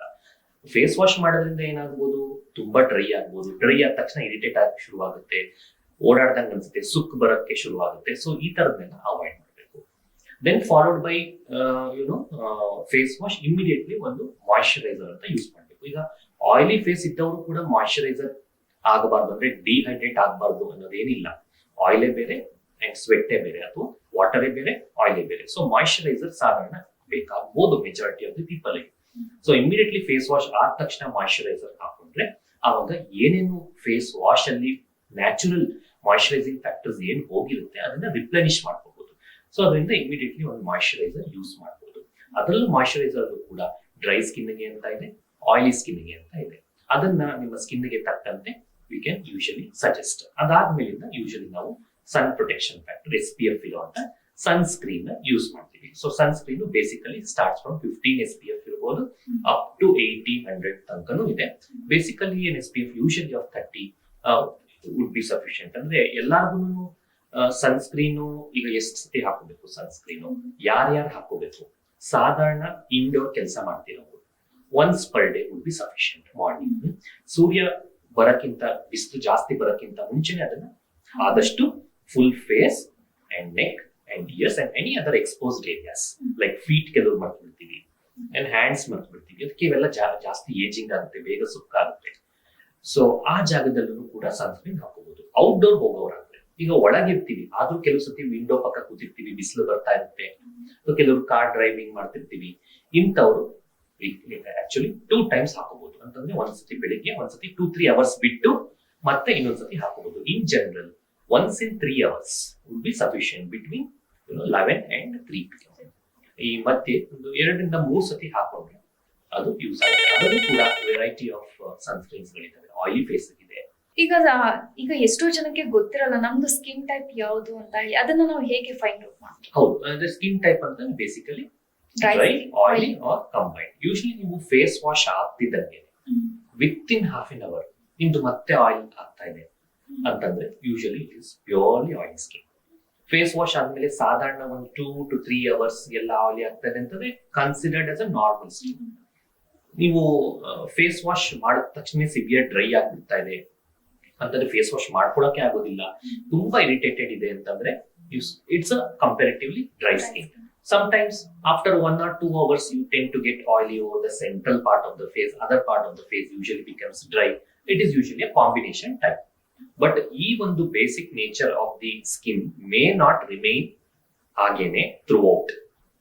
Change ಆಗ್ತಾ ಇರಬಹುದು according to the stress, according to the food habits, according to the seasonal variations, according to the epigenetics. Over a period of time ಇದು ಒಂದೇ ಇರದೇ ಇರಬಹುದು. ಅಂದ್ರೆ ಈಗ ಯೂಸ್ ಮಾಡ್ತಿರುವಂತ ಕ್ರೀಮ್ಸ್ ಸಾಧಾರಣ 3 ಇಂದ 6 ತಿಂಗಳ ಆದ್ಮೇಲೆ ಚೇಂಜ್ ಬೇಕಾಗಬಹುದು. ಸೊ ಅದರಿಂದ once in 6 months or once ಈ ತರ ಏನು ಇಲ್ಲದೆ ಇರೋರು, ಏನು ಪ್ರಾಬ್ಲಮ್ಸ್ ಇಲ್ಲದೆ ಇರೋರು, just for making up the skin routine you can take up consultation. ಈಗಷ್ಟೇ ಹೇಳಿದ್ರಿ 3 or 6 months ಒಂದ್ಸ ಕ್ರೀಮ್ ಚೇಂಜ್ ಮಾಡ್ಬೇಕಾಗುತ್ತೆ ಅಂತ. ಕೆಲವೊಬ್ರು ಹೇಗೆ ಅಂತ ಈಗ ಡಾಕ್ಟರ್ನ ಕನ್ಸಲ್ಟ್ ಈಗ ಫಾರ್ ಎಕ್ಸಾಂಪಲ್ ಡರ್ಮಟಾಲಜಿಸ್ಟ್ ನ ಕನ್ಸಲ್ಟ್ ಮಾಡಿರ್ತಾರೆ, ಈಗ ಒನ್ಸ್ ಬರ್ಸ್ಕೊಂಡ್ ಬಂದಿರ್ತಾರೆ, ಅದನ್ನೇ ಕಂಟಿನ್ಯೂಸ್ 2 years ಲೈಫ್ ಲಾಂಗ್ ಅದು ಒಂದು ಸನ್ಬ್ಯಾನ್ ಲೋಷನ್ ಇರ್ಬೋದು ಅಥವಾ ಏನೋ ಒಂದಿರ್ಬೋದು ಅಥವಾ ಫೇಸ್ ವಾಶ್ ಇರ್ಬೋದು ಲೈಫ್ ಲಾಂಗ್ ಯೂಸ್ ಮಾಡ್ತಾರೆ. ಇದು ಎಷ್ಟು ಮಟ್ಟಿಗೆ ಸರಿ ಅಂತ ಹೇಳಿ ಈಗ ಸಾಧಾರಣ ಅವರು ಡಾಕ್ಟರ್ನ ಮೀಟ್ ಮಾಡಿದಾಗ ಈಗ ನಾವು ಹೇಳಿರ್ಬೋದು, ನೋಡಿ ಈಗ ನೀವು ಯೂಸ್ ಮಾಡ್ತಿರುವಂತ ಕ್ರೀಮ್ ಲೋಷನ್ ನಿಮ್ಗೆ ಯಾವ ತೊಂದರೆನೂ ಆಗ್ಲಿಲ್ಲ ಅಂತಂದ್ರೆ ನಿಮ್ಮ ದಿನನಿತ್ಯ ಲೈಫ್ ಸ್ಟೈಲ್ಗೆ ಸೂಟ್ ಆಗಿದ್ರೆ ತಾವನ್ನ ಬಳಸ್ಕೊಂಡು ಹೋಗ್ಬೋದು ಅಂತ ಮಾಡಿರ್ತೀವಿ. ಅಂದ್ರೆ ಅದನ್ನ ಬಿಟ್ಟು ಇರೋದಕ್ಕಿಂತ ಯಾವ್ದಿದೆಯೋ ಅದನ್ನ ಮುಂಚೆನೆ ಅಟ್ಲೀಸ್ಟ್ ಬಳಸ್ಕೊಂಡು ಹೋಗಿ ಅವ್ರು ಹೋಗೋ ತನಕ, ಡಾಕ್ಟರ್ ಹತ್ರ ಹೋಗೋ ತನಕ ಅಟ್ಲೀಸ್ಟ್ ಬಳಸ್ಕೊಂಡಿದ್ರೆ ಈ ಡ್ಯಾಮೇಜ್ ಆಗಿರೋದನ್ನ ಎಷ್ಟು ತಡೆಗಟ್ಕೋಬಹುದು. ಈಗ ಹೋಗಕ್ ಆಗ್ಲಿಲ್ಲ, ಹೋಗಿದ್ರು ಒಂದು 3 months ಆದ್ಮೇಲೆ ಬನ್ನಿ ಅಂತ ಹೇಳಿದ್ರು, ಬಟ್ ಹೋಗಕ್ ಆಗ್ಲಿಲ್ಲ, ಆವಾಗ ಏನ್ ಮಾಡೋದು, ಇರೋ ಕ್ರೀಮ್ಸ್ ಏನ್ ಬರ್ಕೊಟ್ಟಿದ್ರು ಪ್ರಿಸ್ಕ್ರಿಪ್ಷನ್ ಬೇಸ್ಡ್ ಕ್ರೀಮ್ಸ್ ಅಂತ ನಾವು ಎಕ್ಸ್ಪೆರಿಮೆಂಟ್ ಮಾಡೋದನ್ನ ಪ್ರಿಸ್ಕ್ರಿಪ್ಷನ್ ಬೇಸ್ಡ್ ಕ್ರೀಮ್ಸ್ ಅನ್ನ ಅಟ್ಲೀಸ್ಟ್ ಅದನ್ನೇ ಕಂಟಿನ್ಯೂ ಮಾಡ್ಕೊಂಡು ಹೋಗಿ ಅದಾದ್ಮೇಲೆ ಡಾಕ್ಟರ್ ಹತ್ರ ಹೋಗಿ ಬರ್ಸ್ಕೊಳ್ಳೋದ್ರಿಂದ ಸಮ್ ಡ್ಯಾಮೇಜ್ ನ ಪ್ರಿವೆಂಟ್ ಮಾಡ್ಬೋದು. ಆ ಒಂದು ಟೈಮ್ ಗ್ಯಾಪ್ ಅಲ್ಲಿ ಆಗುವಂತದ್ದಾಗಿರುತ್ತೆ ಅದನ್ನ ಪ್ರಿವೆಂಟ್ ಮಾಡ್ಕೋಬಹುದು. ಸೊ ಅದರಿಂದ ಯಾವುದೇ ಸಾಧಾರಣ ತೊಂದರೆ ಏನಿರುತ್ತೆ. ಅಂದ್ರೆ ಇಯರ್ಲಿ ಒನ್ಸ್ ಅದನ್ನು at least yearly once you can, ಎಲ್ಲರಿಗೂ ನೆಸೆಸಿಟಿ ಇಲ್ಲದೆ ಇರ್ಬೋದು ಚೇಂಜ್, ಅಂದ್ರೆ ಮಾಡ್ಲೇಬೇಕು ಅಂತ ಏನಿಲ್ಲ, ಲೈಫ್ ಲಾಂಗು ಯೂಸ್ ಮಾಡ್ಬೋದು. ಒಂದ್ಸತಿ ಕೊಟ್ಟಿರೋದನ್ನ ಅವ್ರಿಗೆ ಸೆಟ್ ಆಗಿದ್ರೆ ಆ ತರದ ಪ್ರಾಬ್ಲಮ್ಸ್ ಏನೋ ಬರಲಿಲ್ಲ ಅಂತಂದ್ರೆ, ಬಟ್ ಕಂಡೀಷನ್ಸ್ ಚೇಂಜ್ ಆಯ್ತು ಅಂತಂದ್ರೆ, ಹೊಸ ಇಶ್ಯೂಸ್ ಬಂತು ಅಂತಂದ್ರೆ ಆವಾಗ ಚೇಂಜಸ್ ಬೇಕಾಗ್ಬೋದು. ಅಂದ್ರೆ ಎಲ್ಲಾ ಪ್ರಾಡಕ್ಟ್ಸ್ ಚೇಂಜ್ ಬೇಕಾಗುತ್ತೆ ಅಂತಲ್ಲ, ಕೆಲವು ಪ್ರಾಡಕ್ಟ್ಸ್ ಚೇಂಜ್ ಬೇಕಾಗ್ಬೋದು. ಸನ್ಸ್ಕ್ರೀನ್ ಈಗ 30 SPF ಯೂಸ್ ಮಾಡ್ತಿದ್ರು, ಈಗ ಅವ್ರು ಈಗ ಇರುವಂತ ಜಾಗ ಇನ್ನೂ ಜಾಸ್ತಿ ಸನ್ರೈಸ್ ಇದೆ, ಇನ್ನೂ ಬೇಗ ಟ್ಯಾನ್ ಆಗ್ತಾ ಇದ್ದಾರೆ, 30ಗಿಂತ 50ಗೆ ನಾವು ಅದನ್ನ ಮುಂದಕ್ಕೆ ಹಾಕೋಬೇಕಾಗ್ಬೋದು. ಸೊ ಈ ತರ ಈಗ ಫೇಸ್ ವಾಶ್ ಯೂಸ್ ಮಾಡ್ತಿದ್ರು, ಈಗ ಡ್ರೈ ಆಗ್ತದೆ, ಅದನ್ನ ಕ್ಲೆನ್ಸರ್ ಚೇಂಜ್ ಮಾಡಕ್ಕೆ ಪರಿಸ್ಥಿತಿ ಬರಬಹುದು. ಸೊ ಈ ತರ ಚೇಂಜಸ್ ಮಾಡ್ಕೊಳ್ಳೋಕೆ ಬೇಕಾದನ್ನ ಮೀಟ್ ಮಾಡ್ತೀವಿ. ಕಾರ್ಯಕ್ರಮದಲ್ಲಿ ಈಗ ಒಂದು ಸಣ್ಣ ವಿರಾಮ ವೀಕ್ಷಕರೇ.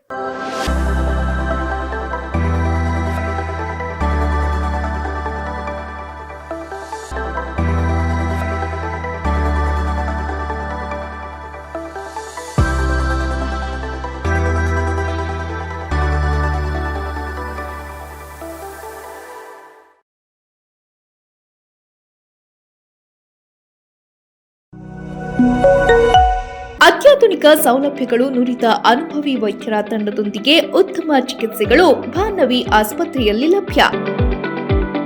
ನಮ್ಮಲ್ಲಿ ನ್ಯೂರಾಲಜಿ, ನ್ಯೂರೋ ಮೈಕ್ರೋಸ್ಕೋಪಿಕ್ ಚಿಕಿತ್ಸೆ, ENT, ಕಿಡ್ನಿ ಸ್ಟೋನ್ಗೆ ಲೇಸರ್ ಚಿಕಿತ್ಸೆ, dermatology, tattoo removal laser treatment, hair transplant, gynaecology, paediatric, radiology, laboratory, diagnostics, 24/7 pharmacy, emergency ಮತ್ತು ಆಂಬ್ಯುಲೆನ್ಸ್ ಸೇವೆಗಳು ಲಭ್ಯ.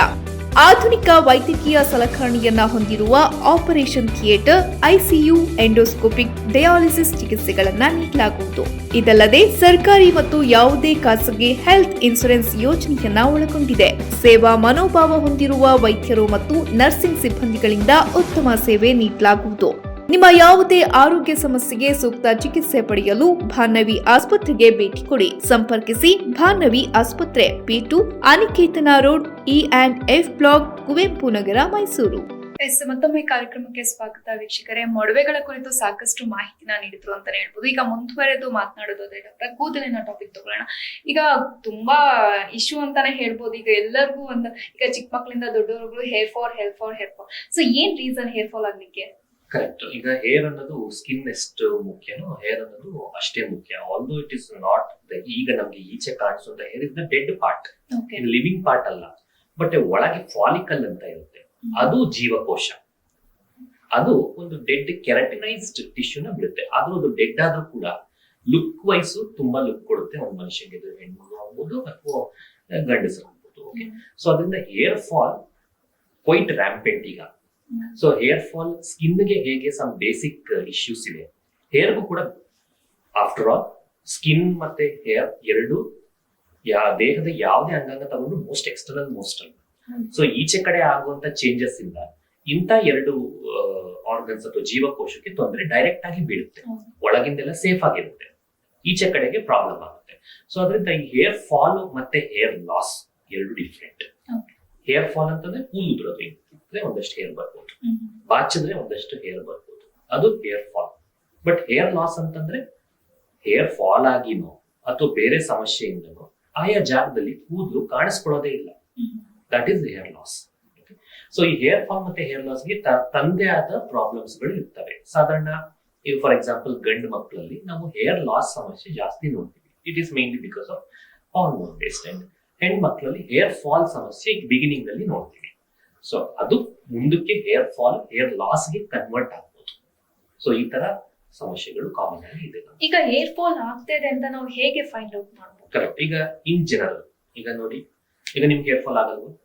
ನೀವು ಬಾಚಿದಾಗ ಹೇರ್ ಬರೋದಿಲ್ಲ, ಬಾಚಿದಾಗ ಬರುತ್ತೆ, ತಲೆ ಸ್ನಾನ ಮಾಡಿದಾಗ ಬರುತ್ತೆ, ನನಗೂ ಬರುತ್ತೆ. ಸೊ ಅದರಿಂದ ಅದು ನಾರ್ಮಲ್ ಅಬ್ನಾರ್ಮಲ್ ಅನ್ನೋದು ಕ್ವೆಶನ್. ಈಗ ಸಾಧಾರಣ ಫಾರ್ ಎಕ್ಸಾಂಪಲ್ ಅದು ಮನೆಯಲ್ಲಿ ಸ್ವಲ್ಪ ಗೆಸ್ ಮಾಡಿ ತಿಳ್ಕೊಳ್ಳೋದು ಕಷ್ಟ ಇದೆ.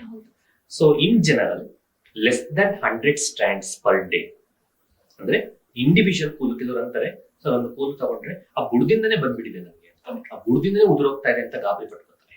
ಈಗ ನಾವ್ ಏನ್ ನೋಡ್ತೀವಿ, ಒಂದು ಕೂಲು ತಗೊಂಡ್ರೆ ಕೂಲು ಒಂದು ಕಪ್ಪುಗೆ ಉದ್ದಕ್ಕಿರುತ್ತೆ, ಅದ್ರ ಬುಡದಲ್ಲಿ ಒಂದು ವೈಟ್ ಕಲರ್ ಒಂದು ರವೆ ತರ ಒಂದು ಬಲ್ಬ್ ಅಟ್ಯಾಚ್ ಆಗಿರುತ್ತೆ. So it is how hair fall happens. ಆದ್ರೆ ಹಂಗೇನೆ ಅದು ಇಟ್ಸ್ ಅ ಟಿರೋಜನ್ ಹೇರ್. ಸೊ ಅದರಿಂದ ವೈಟ್ ಬಲ್ಬ್ ಇರುತ್ತೆ. ಸೊ ಆ ತರ ಇಂಡಿವಿಜುವಲ್ ಸ್ಟ್ಯಾಂಡ್ಸ್ 100ರ ಒಳಗಿದ್ರೆ ಸಾಧಾರಣ per day it is considered as normal. ಈಗ ಪ್ರಾಬಬ್ಲಿ ನೀವು ಹೇರ್ ಕೌಂಟ್ ಮಾಡಬಹುದು, ಬಟ್ ಗಂಡ್ ಮಕ್ಕಳಲ್ಲಿ ಹೇರ್ ಕೌಂಟ್ ಮಾಡಕ್ ಆಗದೆ ಇರ್ಬೋದು. ಬಿಕಾಸ್ ಸಾಧಾರಣ ಎಲ್ಲ ಕೂದಲುಗಳು ಸಣ್ಣ ಇರುತ್ತೆ, ಎಲ್ಲಿ ಬಿದೋಗಿರುತ್ತೆ ಏನು ಅನ್ನೋ ಹುಡುಕಿ ತಗೊಂಡ್ ಬರಕ್ ಆಗೋದಿಲ್ಲ, ಒಂದು ಕಡೆನೇ ಇರೋದಿಲ್ಲ. ಎಕ್ಸೆಪ್ಟ್ ತಲೆ ಸ್ನಾನ ಮಾಡುವಾಗ ಒಂದು ಕಡೆ ಹೋಗಿ ಕಲೆಕ್ಟ್ ಆಗಿರುತ್ತೆ, ಅಲ್ಲಿ ಅದನ್ನ ತಗೊಂಡು ಡಾಕ್ಟರ್ ಬೇಕಾದ್ರೆ ತಗೊಂಡ್ ಬಂದು ತೋರಿಸಿ ಇದು ಅಬ್ನಾರ್ಮಲ್ ನಾರ್ಮಲ್ ಅಂತ ತಿಳ್ಕೋಬಹುದು. ಇನ್ ಜನರಲ್ ಒಂದು ಇಷ್ಟು ಪರ್ ಡೇ ಈ ಗಾತ್ರದ್ದು ಅಂತ ಕಟ್ಟಿ ಕೂದಲ ಈ ಗಾತ್ರದ್ದು ಬಂದ್ರೆ that is quite normal hair fall. But ಕೆಲವರು ಇಷ್ಟ ಅಂತಾರೆ, ಕೆಲವರು ಕವರ್ ಅಲ್ಲಿ ಹಾಕೊಂಡ್ ಬರ್ತಾರೆ ಇಷ್ಟ ಆಗ್ಬಿಟ್ಟಿದೆ ಅಂತ. So that is obviously an abnormal hair fall. So more than 100 strands per day can be abnormal. Less than 100 ಕೆಲವರಿಗೆ ದಿನಕ್ಕೆ 5 ಆಗ್ಬೋದು, ಕೆಲವರಿಗೆ 10 ಆಗ್ಬೋದು, 15 ಆಗ್ಬೋದು, ಒಂದಿನ 30 ಆಗ್ಬೋದು, ಒಂದಿನ 35 ಆಗ್ಬೋದು.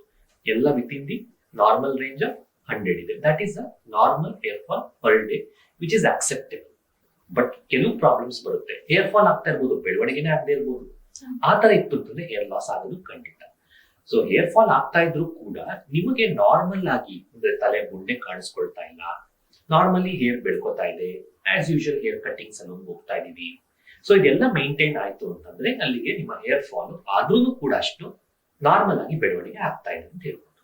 ಈಗ ಹೇರ್ ಫಾಲ್ ಬಗ್ಗೆ ಮಾತಾಡ್ತಾ ಇದ್ವಿ ಡಾಕ್ಟರ್. ಈಗ ಇಷ್ಟು ಅಂದ್ರೆ 5 to 100 ಬಂದ್ರೆ ನಾರ್ಮಲ್ ಅಂತ ಹೇಳ್ತೀರಾ, ಬಟ್ ಹೇರ್ ಫಾಲ್ ಆಗ್ಲಿಕ್ಕೆ ರೀಸನ್ ಆದ್ರೂ ಏನು ಮೇನ್? ಕರೆಕ್ಟ್. ಇದನ್ನ ನಾವು ಟಿಲೋಜನ್ ಎಫ್ಲೂವಿಯಂ ಅಂತ ಕರಿತೀವಿ. ಹೇರ್ ಫಾಲ್ ಆಗೋದನ್ನ ಅಕ್ಯೂಟ್ ಅಥವಾ ಕ್ರಾನಿಕ್ ಟಿಲೋಜನ್ ಎಫ್ಲೂವಿಯಂ ಅಂತ ಕಾಮನೆಸ್ಟ್. ಬೇರೆ ಬೇರೆ ಕಂಡೀಷನ್ಸ್ ಇದೆ, ಬಟ್ ಟಿಲೋಜನ್ ಎಫ್ಲೂವಿಯಂ ಅನ್ನೋದು ಕಾಮನ್. ಈಗ ಸಾಧಾರಣ ಫಾರ್ ಎಕ್ಸಾಂಪಲ್ ಮೋಸ್ಟ್ ಕಾಮನೆಸ್ಟ್ ನಾವು ಯೂಶಲಿ ನಮಗೆ ಬರೋದು ಪೋಸ್ಟ್ ಪ್ರೆಗ್ನೆನ್ಸಿನ ಡೆಲಿವರಿ ಆದ್ಮೇಲೆ, ಎಸ್ಪೆಷಲಿ ಪೋಸ್ಟ್ ಪಾರ್ಟಮ್ ಟಿಲೋಜನ್ ಎಫ್ಲೂವಿಯಂ ಅಂತ ಕರಿತೀವಿ. ಒಂದು 10 ಜನ ತಗೊಂಡ್ರೆ ಒಂದು 3-4 ಜನ ಹೆಣ್ಮಕ್ಳು ಡೆಲಿವರಿ ಆಗಿ ಡೆಲಿವರಿ ಆಗ್ತಿದ್ದಂಗೆನೆ ಇಮಿಡಿಯೇಟ್ಲಿ ಹೇರ್ ಫಾಲ್ ಶುರುವಾಗಿದೆ ಅಂತದ್ದು hormone based. Second thing is that ಪೌಷ್ಟಿಕಾಂಶದ ಕೊರತೆ. ಕೆಲವರು ಹಾಸ್ಟೆಲ್ ಇರ್ತಾರೆ, PG ಇರ್ತಾರೆ, ಅವರು ಊಟ ತಿಂಡಿ ಕರೆಕ್ಟ್ ಆಗಿ ಮಾಡಕ್ಕಾಗಲ್ಲ ಟೈಮ್ಗೆ. ವರ್ಕಿಂಗ್ ಪಾಪ್ಯುಲೇಷನ್ ಬೆಳಿಗ್ಗೆ ಸ್ಕಿಪ್ ಮಾಡ್ಬಿಡ್ತಾರೆ ಬ್ರೇಕ್ಫಾಸ್ಟ್ ನ, ಕೆಲ್ಸಕ್ಕೆ ಓಡೋದಿರುತ್ತೆ, ಊಟ ತಿಂಡಿ ಕರೆಕ್ಟ್ ಆಗಿ ಮಾಡೋದಿಲ್ಲ, ಏನ್ ಇದೆಯೋ ಅದರ ಅನ್ನ ಸಾರು ಮಾತ್ರ ತಿನ್ಕೋತಾರೆ, ಯಾವುದೇ ಸೊಪ್ಪಿರಲ್ಲ, ತರಕಾರಿ ಇರಲ್ಲ, ಹಣ್ಣಿರಲ್ಲ. ಈ ತರದ್ದು ಪೌಷ್ಟಿಕಾಂಶ ಕೊರತೆಯಿಂದ ಐರನ್ ಡಿಫಿಷಿಯನ್ಸಿ ಬರ್ಬೋದು, ಅದರಿಂದ ವಿಟಮಿನ್ D3 ಡೆಫಿಷಿಯನ್ಸಿ ಬರ್ಬೋದು, ವಿಟಮಿನ್ B12 ಡೆಫಿಷಿಯನ್ಸಿ ಬರ್ಬೋದು.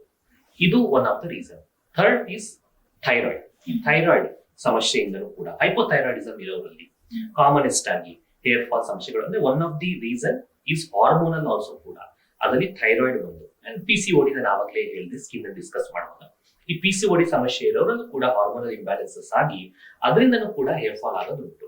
ಅಂಡ್ ಕೆಲವರು ಹೇರ್ ಸ್ಟೈಲಿಂಗ್ ಮಾಡ್ಕೊಂಡಿರ್ಬೋದು, ಪಾರ್ಲರ್ ಹೋಗಿ ಬೇರೆ ಬೇರೆ ಹೇರ್ ಪ್ರೊಸೀಜರ್ಸ್, ಬೋಟಾಕ್ಸ್, ಕೆರಾಟಿನ್ ಅಂತ ಟ್ರೀಟ್ಮೆಂಟ್ ತಗೊಂಡಿರ್ಬೋದು, ಅಂತ ಹೇರ್ ಸ್ಟ್ರೈಟ್ನಿಂಗ್ ಅಥವಾ ಅತಿಯಾದ ಹೆವಿ ಕೆಮಿಕಲ್ಸ್ ಯೂಸ್ ಮಾಡಿ ಹೇರ್ ಟ್ರೀಟ್ಮೆಂಟ್ ಮಾಡ್ಕೊಂಡಾಗ್ಲೂ ಕೂಡ ಪೋಸ್ಟ್ ದಟ್ ಸ್ವಲ್ಪ ಹೇರ್ ಫಾಲ್ ಆಗುವಂತದ್ದು ಕೂಡ ಇರುತ್ತೆ. ಕೆಲವರಿಗೆ ಹುಷಾರ್ ತಪ್ಪಿರ್ತಾರೆ.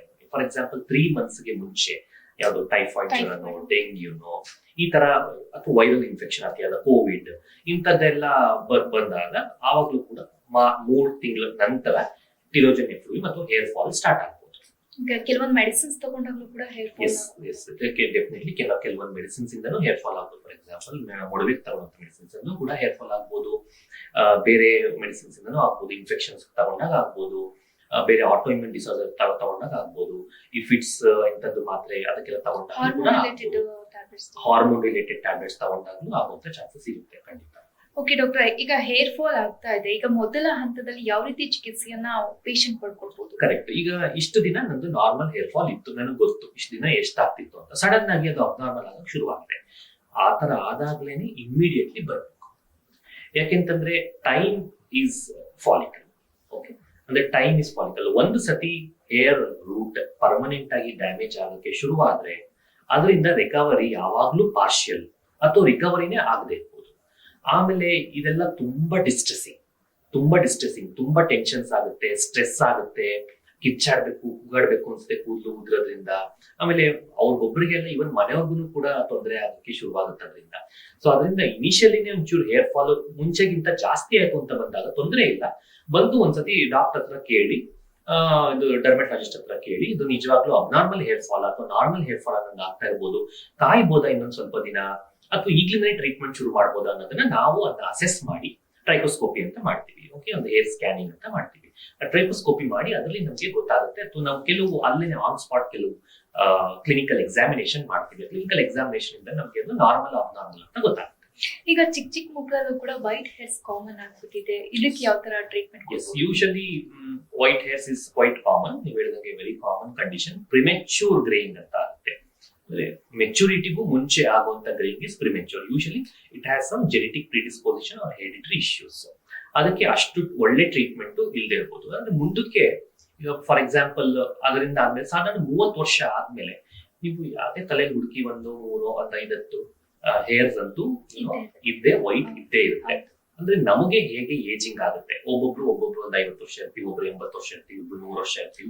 ಹೀಗೆ ಒಂದೊಂದು ಫಾಲಿಕಲ್ ಈ ತರ ಏಜ್ ಆಗುವಂತದ್ದು ಇರುತ್ತೆ. ಬೇಗ ಅರ್ಲಿ ಏಜ್ ಆದ್ರೆ ಅಲ್ಲಿ ಒಳಗಿರುವಂತ ಕಲರ್ ಮೆಲನಿನ್ ಅಂತದ್ದು ಏನಿದೆ, ಆ ಮೆಲನಿನ್ ಅನ್ನೋದನ್ನ ಕಳ್ಕೋಬಹುದು. ಆದ್ರಿಂದ ಕೂದಲಿಗೆ ಏನು ಆಗದೆ ಹೋದ್ರು ಕೂಡ ಅದು ವೈಟ್ ಆಗ್ತಾ ಇರುತ್ತೆ. ಸೊ ಅದಲ್ಲದೆ ಅದು ಕೆನೈಟಿಸ್ ಅಂತ ಕರಿತೀವಿ.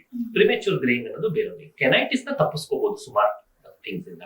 ಈಗ ರೆಗ್ಯುಲರ್ ಫುಡ್ ಹ್ಯಾಬಿಟ್ಸ್, ಕರೆಕ್ಟ್ ಆಗಿ ನ್ಯೂಟ್ರಿಷಿಯಸ್ ಫುಡ್ ಮೇಂಟೈನ್ ಮಾಡೋದು, ಏನಾದ್ರು ಅಂಡರ್ಲೈನ್ ಡಿಫಿಷಿಯನ್ಸೀಸ್ ಇದ್ರೆ ಅದನ್ನ ಕರೆಕ್ಟ್ ಮಾಡ್ಕೋಬಹುದು. ಹಾರ್ಮೋನಲ್ ಇಶ್ಯೂಸ್ ಇದ್ರೆ ಅದನ್ನ ಕರೆಕ್ಟ್ ಮಾಡ್ಕೊಳ್ಳೋದ್ರಿಂದ, ಅಥವಾ ಕೆಲವು ಶಾಂಪೂಸ್ ಇಂದ, ಕೆಲವು ಹೇರ್ ಕೇರ್ ಪ್ರಾಡಕ್ಟ್ಸ್ ಇಂದ ಆಗ್ತಾ ಇರಬಹುದು. ಇದನ್ನೆಲ್ಲ ಕರೆಕ್ಟ್ ಮಾಡ್ಕೊಂಡ್ರೆ ಆಬ್ವಿಯಸ್ಲಿ ಕೆನೈಟಿಸ್ ನ ರಿವರ್ಸ್ ಮಾಡ್ಕೋಬಹುದು, ಹಾಗೆ ಮುಂದೆ ಬರ್ದೇ ಇರಂಗೆ ತಪ್ಪಿಸ್ಕೊಳ್ಳಬಹುದು. ಈಗ ಹೇರ್ ಲಾಸ್ ಟ್ರೀಟ್ಮೆಂಟ್ ಅಂತ ಬಂದ್ರೆ ಡಾಕ್ಟರ್, ಹೇರ್ ಟ್ರಾನ್ಸ್ಪ್ಲಾಂಟ್ ಮತ್ತೆ PRP ಬರುತ್ತೆ, ಇದು ಯಾವ ತರ ಹೇಗೆ ಸಜೆಸ್ಟ್ ಮಾಡ್ತೀರಾ ಪೇಷಂಟ್ಸ್? ಕರೆಕ್ಟ್. ಈಗ usually natural hairs they are always natural ಆಗಿ ಏನ್ ದೇವ್ರು ಕೊಟ್ಟಿದ್ದಾನೆ ಅದ್ರ ಜೊತೆಗೆ ಏನೇ ಮಾಡಿದ್ರು ಕಾಂಪೀಟ್ ಮಾಡಕ್ ಆಗೋದಿಲ್ಲ. ಅಷ್ಟು ನ್ಯಾಚುರಲ್. ಅದಕ್ಕೆ ಕೂದಲು ಇರುವಾಗ್ಲೇನೇನೆ ಕಡಿಮೆ ಆಗಿದ್ರು ಕೂಡ ಆ ನ್ಯಾಚುರಲ್ ಏನಿದೆ ಅದು ಹಾಳಾಗ್ತಾ ಇದೆ. ಈಗ ಮಿನಿಯೇಚರೈಸೇಷನ್ ಅಂತ ಆಗುತ್ತೆ. ಒಂದು ಕೂದಲು under the influence of hormone ದಪ್ಪ ಇರೋದು ತೆಳ್ಳಗಾಗಕ್ಕೆ ಶುರುವಾಗುತ್ತೆ. ಬಣ್ಣ ಬ್ಲ್ಯಾಕ್ ಇರೋದು ಸ್ಲೋಲಿ ಬಣ್ಣ ಕಳ್ಕೊಳಕ್ ಶುರುವಾಗುತ್ತೆ. ಕೊನೆಗೆ ಏನಾಗುತ್ತೆ, ಅದು ಈಚೆಗೆ ಬರೋದಿಲ್ಲ, ಫೈಬ್ರೋಸಿಸ್ ಅಂತ ಆಗ್ಬಿಡುತ್ತೆ. ಆ ಫೈಬ್ರೋಸಿಸ್ ಸ್ಟೇಜ್ ಹೋದ್ರೆ ಅದು ವಾಪಸ್ ಬರಲ್ಲ. ಅದಕ್ಕಿಂತ ಮುಂಚೆನೆ ಟ್ರೀಟ್ಮೆಂಟ್ ತಗೊಂಡ್ರೆ ನೀವು ನ್ಯಾಚುರಲಿ ಏನಿದೆ ಟ್ರೀಟ್ಮೆಂಟ್, ನ್ಯಾಚುರಲಿ ಏನ್ ಕೂದಲು ಇದೆ ನಿಮಗೆ ಬರ್ತ್, ಅದನ್ನ ಉಳಿಸ್ಕೋಬಹುದು. ಸೊ ಆದ್ರಿಂದ ಅದಕ್ಕೆ ನಾನು ಹೇಳಿದ್ದು ಎಷ್ಟು ಬೇಗ ಬರ್ತೇವೆ. ಕೆಲವ್ರದ್ದು ಬರೋ ಅಷ್ಟ್ರಲ್ಲೇನೆ ಸುಮಾರು ಜಾಗಗಳು ಖಾಲಿಯಾಗಿ ಹೋಗಿದೆ. ಒಂದ್ಸತಿ ಖಾಲಿ ಆಗ್ಬಿಟ್ಟು ನಾರ್ಮಲ್ ಸ್ಕಿನ್ ತರ ಆಗ್ಬಿಟ್ರೆ, ಸ್ಮೂತ್ ಆಗ್ಬಿಟ್ರೆ ನೀವು ಮುಟ್ಕೊಂಡ್ರೆ ಗೊತ್ತಾಗುತ್ತೆ. ಸ್ಮೂತ್ ಇರುತ್ತೆ ಸೈಡ್ಸ್. ಕೆಲವ್ರಿಗೆ ಇಲ್ಲಿ ಇರುತ್ತೆ, ಕೆಲವ್ರಿಗೆ ಫ್ರಂಟ್ ಟೆಂಪರಲ್ ಇರುತ್ತೆ, ಕೆಲವ್ರಿಗೆ ಫ್ರಂಟ್ ಟೆಂಪಲ್ ಪ್ಲಸ್ ವರ್ಟೆಕ್ಸ್ ಇರುತ್ತೆ. ಕೊನೆಗೆ ಏನಾಗುತ್ತೆ, ಇಷ್ಟು ಹೋಗುತ್ತೆ, ಬರೀ ಇಷ್ಟು ಮಾತ್ರ ಉಳ್ಕೊಳ್ಳುತ್ತೆ, ಹಿಂದೆ ಮಾತ್ರ ಉಳ್ಕೊಳ್ಳುತ್ತೆ. ನಾವು ನೋಡಿದ್ವಿ ಕಾಮನ್ಲಿ. ಅಂದ್ರೆ ಇವೆಲ್ಲ ಹಾರ್ಮೋನಲಿ ಸೆನ್ಸಿಟಿವ್, ಏನೋ follicles R sensitive to androgens. ಅದಕ್ಕೆ ಅಲ್ಲಿ ಜಾಸ್ತಿ ಹೋಗೋದು. ಅದು ಹೋಗ್ಲಿಕ್ಕೆ ಮುಂಚೆನೆ ಹೇರ್ ಫಾಲ್ ಸ್ಟೇಜ್ ಅಲ್ಲಿ ಇರುವಾಗ್ಲೇನೆ, ಅದು ಥಿನ್ನಿಂಗ್ ಆಗ್ತಾ ಇದೆ ಅಂತ ಅನ್ನಿಸುವಾಗ್ಲೇನೆ ಆವಾಗ್ಲೇ ಬಂದ್ಬಿಟ್ರೆ ಥ್ರೂ ಸಿಂಪಲ್, ಅಂದ್ರೆ even without transplantation, hair transplantation is a major surgery. Hair transplantation is a major surgery, should be done by trained doctors under hospital setup where ICU facilities are there, where the anesthetists are involved. Okay, ಎಲ್ಲೋ ಒಂದ್ ಕಡೆ ಮೂಲೆಯಲ್ಲಿ ಹೋಗಿ injection ಕೊಟ್ಕೊಂಡು ಒಂದ್ ಚಿಕ್ಕ room ಅಲ್ಲಿ 4 ಗೋಡೆ ಮಧ್ಯೆ ಮಾಡಿ ಕಳಿಸ್ಬಿಡಕ್ ಆಗೋದಿಲ್ಲ. ಏನ್ ಬೇಕಿದ್ರು ಆಗ್ಬೋದು. ಬೆಳಿಗ್ಗೆ 6 ಗಂಟೆಯಿಂದ ಸಂಜೆ 6 ಗಂಟೆ ತನಕ ಕೂತ್ಕೊಂಡಿರ್ತೀವಿ, ಅನಸ್ಥಿಷಿಯಸ್ ಕೊಡ್ತಿರ್ತೀವಿ. ಏನ್ ಬೇಕಿದ್ರು ಆಗ್ಬೋದು, ರಿಸ್ಕ್ ಆಗ್ಬೋದು. ಆನ್ ಟೇಬಲ್ ಡೆತ್ಸ್ ಆಗಿರೋದು ಇದೆ, ಬೇಕಾದಷ್ಟು ನಾವು ನೋಡಿದೀವಿ, ಮೀಡಿಯಾ ರಿಪೋರ್ಟ್ಸ್ ಆಗಿರೋದು. ಸೊ ಅದರಿಂದ ರಿಸ್ಕ್ ತಗೊಳಕ್ ಆಗೋದಿಲ್ಲ. ಸೊ ಅದು ಹೋಗೋಕ್ಕಿಂತ ಮುಂಚೆನೆ ಈ PRP ಅಥವಾ GFC ಅಥವಾ ಈಗ ಇನ್ನು ಲೇಟೆಸ್ಟ್ ಅಡ್ವಾನ್ಸ್ಡ್ ಟ್ರೀಟ್ಮೆಂಟ್ಸ್ ಗಳು ಬರ್ತಾ ಇದೆ ವಿತೌಟ್ ಸರ್ಜರಿ, ಡೇ ಕೇರ್ ಅಲ್ಲೇನೆ ತಿಂಗಳಿಗೊಮ್ಮೆ ಬಂದು ಅಲ್ಲೇ ಮಾಡಿಸ್ಕೊಂಡು ಹೋಗುವಂಥದ್ದು. ಇದರಿಂದ ಎಷ್ಟೋ ಫಾಲಿಕಲ್ಸ್ ಉಳ್ಕೋತವೆ, ಇರೋದನ್ನ ಬೆಳೆಸ್ಕೋಬಹುದು, ಮುಂದೆ ಹೋಗೋದನ್ನು ಪ್ರಿವೆಂಟ್ ಮಾಡಬಹುದು. ಸೊ ಈ GFC ಅನ್ನೋ PRP ಅನ್ನೋದೆಲ್ಲ ನ್ಯಾಚುರಲ್ ಪ್ರೊಸೀಜರ್ಸ್. ಓಕೆ, PRP ಅಂದ್ರೆ platelet rich plasma, GFC is growth factor concentrate. ಈಗ ಲೇಟೆಸ್ಟ್ ಎಕ್ಸೋಸೋಮ್ಸ್ ಅಂತಾನು ಬರ್ತಾ ಇದೆ. ಸೊ ಇದೆಲ್ಲ ಟ್ರೀಟ್ಮೆಂಟ್ ಇಂದ ನಾವು ಕೂದಲು ಉಳಿಸ್ಕೋಬಹುದು. ಹಲೋ ಹಲೋ ಸರ್, ನಮಸ್ತೆ. ಎಲ್ಲಿಂದ ಕಾಲ್ ಮಾಡ್ತಾ ಇದ್ದೀರಾ? ಹಲೋ ಸರ್, ನಮಸ್ತೆ. ಹೇಳಿ, ಎಲ್ಲಿಂದ ಕಾಲ್ ಮಾಡ್ತಾ ಇದ್ದೀರಾ? ಎಲ್ಲಿಂದ ಕರೆ ಮಾಡ್ತಾ ಇದ್ದೀರಾ? ನಾವು ಸೂರ್ಯಬೇಕರಿ ಗೋಪನಾಯಕ ನಗರ. ಸರ್, ನಿಮ್ ಹೆಸರು? ನಿಮ್ ಹೆಸರು ಸರ್? ಹಲೋ ಸರ್, ಕೇಳ್ತಾ ಇದೆ, ಮಾತಾಡಿ. ನಿಮ್ ಹೆಸರು? ಕೇಳಿಸ ನಿಮ್ ಹೆಸರು ಹೇಳಿ. ಡಾಕ್ಟರ್ ಇದ್ದಾರೆ ಸರಿ, ಮಾತಾಡಿ ಸರ್. ಹೇಳಿ ಸರ್, ಏನ್ ಸಮಸ್ಯೆ? ಸರ್, ನನ್ಗೆ 30 years ಆಯ್ತು. ಗ್ರೇ ಹೇರ್ ಜಾಸ್ತಿ ಬರ್ತಾ ಇದೆ ಸರ್. ಮತ್ತೆ ಹೇರ್ ಫಾಲ್ ಆಗ್ತಾ ಇದೆ. Okay, 30 years. ನಿಮ್ಗೆ 30 years ಈಗನಾ? ಗ್ರೇ ಹೇರ್ಸ್ ಯಾವಾಗಿಂದ ಕಾಣಿಸ್ಕೊಂಡಿದೆ ಅಥವಾ ಹೇರ್ ಫಾಲ್ ಯಾವಾಗಿಂದ ಕಾಣಿಸ್ಕೊಂಡಿದೆ? ಸರ್, ಹೇರ್ ಫಾಲ್ ಸರ್ ಅದು ಆಗಿದೆ ಸರ್. ಅದು ಒಂದು 3 to 4 months 3 to 4 months ಇಂದ ಹೇರ್ ಫಾಲ್ ಆಗಿದೆ. ಹೇರ್ ಫಾಲ್ ಆಗಿ ನಿಮ್ಗೆ ಕೂದಲು ತುಂಬಾ ಕಡಿಮೆ ಆಗೋಗಿದ್ಯಾ? ಇಲ್ಲ ಸರ್, ಹಂಗೆ ಸೊ ಈಗಲೇ ನೀವು ನೋಡಿ, ಕಾಮನ್ ಪ್ರಾಬ್ಲಮ್ ಇರ್ಬೋದು. ನಿಮ್ಮ ಹೇರ್ ಫಾಲ್ ಸಮಸ್ಯೆ ಆಗ್ಲಿ ಅಥವಾ ಗ್ರೇಯಿಂಗ್ ಆಗ್ಲಿ, ಎರಡಕ್ಕೂ ಕಾಮನ್ ಸಮಸ್ಯೆ ಇರ್ಬೋದು. ಈಗ ಫಾರ್ ಎಕ್ಸಾಂಪಲ್ ಕೆಲವು ಡಿಫಿಷಿಯನ್ಸೀಸ್ ಗಳಿರ್ಬೋದು. ಅದನ್ನ ಸಾಧಾರಣ ನಾವು ರಕ್ತ ಪರೀಕ್ಷೆ ಮಾಡಿಸಿ ನಮ್ಗೆ ತೋರ್ಸಕ್ಕೆ ಹೇಳ್ತೀವಿ. ಸೊ ನೀವು ಬಂದು ಭೇಟಿ ಆದ್ರೆ ನಿಮ್ಗೆ ಹೇರ್ ಫಾಲ್ ಸಮಸ್ಯೆ ಎಷ್ಟಾಗ್ತಾ ಇದೆ, ದಿನಕ್ಕೆ ಎಷ್ಟು ಇದೆ ಅನ್ನೋದನ್ನ ಒಂಚೂರು ನೋಡ್ಕೊಂಡು ನಾವು ನಿಮ್ಗೆ ಟ್ರೀಟ್ಮೆಂಟ್ ಕೊಡ್ಬೋದು. ಸರ್, ಈಗ ಇದು ಹೇರ್ ಫಾಲ್ ಆಯಿಲ್ ಎಲ್ಲ ಅಪ್ಲೈ ಮಾಡಬಹುದು? ಹೇರ್ ಫಾಲ್ ಇದ್ರೂ ಕೂಡ ತಾವು ಆಯಿಲ್ ಅಪ್ಲೈ ಮಾಡಬಹುದು. ತಾನಾಗ ನೀವು ವಾರಕ್ಕೆ 3 ದಿನ ಸ್ನಾನ ಮಾಡಬಹುದು, ಎಲ್ಲಾನು ಮಾಡಬಹುದು. ನೀವು ಹೇರ್ ಫಾಲ್ ಆಗ್ತಿದೆ ಅಂತ ಇದಕ್ಕೆ ನೀವು ಕೊಬ್ಬರಿ ಎಣ್ಣೆ ಹಚ್ಚಬಾರ್ದು ಅಂತ ಆಗ್ಲಿ ಅಥವಾ ತಲೆ ಸ್ನಾನ ಮಾಡಬಾರ್ದು ಅಂತ ಆಗ್ಲಿ ಆ ತರ ಏನು ಇರೋದಿಲ್ಲ. ಸೊ ನೀವು ಆಸ್ ಯೂಶುವಲ್ ನಿಮ್ಮ ಊಟ ತಿಂಡಿ ಎಲ್ಲ ಕರೆಕ್ಟ್ ಆಗಿ ಮಾಡ್ಕೊಳ್ಳಿ. Minimum 5 to 6 hours of sleep, ಮತ್ತೆ ನಿಮ್ಮ ಸ್ಟ್ರೆಸ್ ಏನಾದ್ರು ಇದ್ರೆ ಮ್ಯಾನೇಜ್ ಮಾಡಿ. ಆಮೇಲೆ ವಾರದಲ್ಲಿ 3 ದಿನ ತಲೆ ಸ್ನಾನ ಎಣ್ಣೆ ಹಾಕೊಂಡು, ಅರ್ಧ ಮುಕ್ಕಾಲು ಗಂಟೆ ಸ್ನಾನಕ್ಕೆ ಮುಂಚೆ ಎಣ್ಣೆ ಹಾಕೊಂಡು ತಲೆ ಸ್ನಾನ ಮಾಡ್ಕೋಬಹುದು.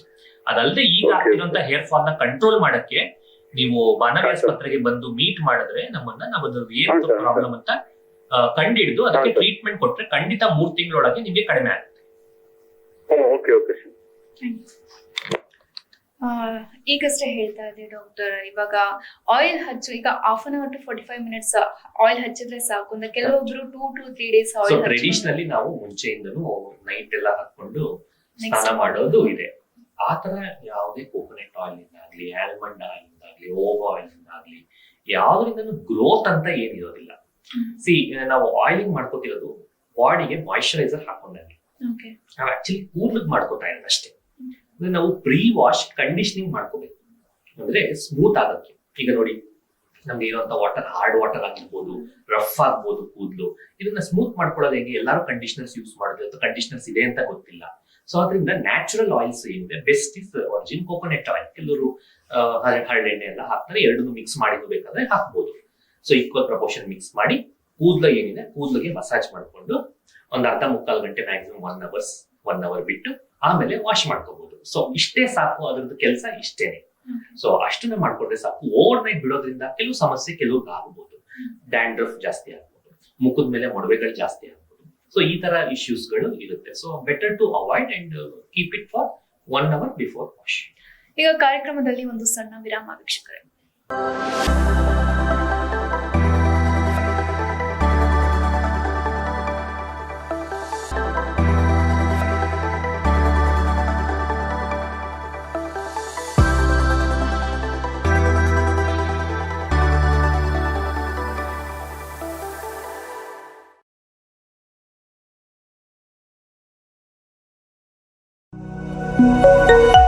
ಅತ್ಯಾಧುನಿಕ ಸೌಲಭ್ಯಗಳು ನುರಿತ ಅನುಭವಿ ವೈದ್ಯರ ತಂಡದೊಂದಿಗೆ ಉತ್ತಮ ಚಿಕಿತ್ಸೆಗಳು ಬಾನವಿ ಆಸ್ಪತ್ರೆಯಲ್ಲಿ ಲಭ್ಯ. ನಮ್ಮಲ್ಲಿ ನ್ಯೂರಾಲಜಿ, ನ್ಯೂರೋ ಮೈಕ್ರೋಸ್ಕೋಪಿಕ್ ಚಿಕಿತ್ಸೆ, ENT, ಕಿಡ್ನಿ ಸ್ಟೋನ್ಗೆ ಲೇಸರ್ ಚಿಕಿತ್ಸೆ, dermatology, tattoo removal laser treatment, hair transplant, gynaecology, paediatric, radiology, laboratory, diagnostics, 24x7 pharmacy, emergency ಮತ್ತು ಆಂಬ್ಯುಲೆನ್ಸ್ ಸೇವೆಗಳು ಲಭ್ಯ.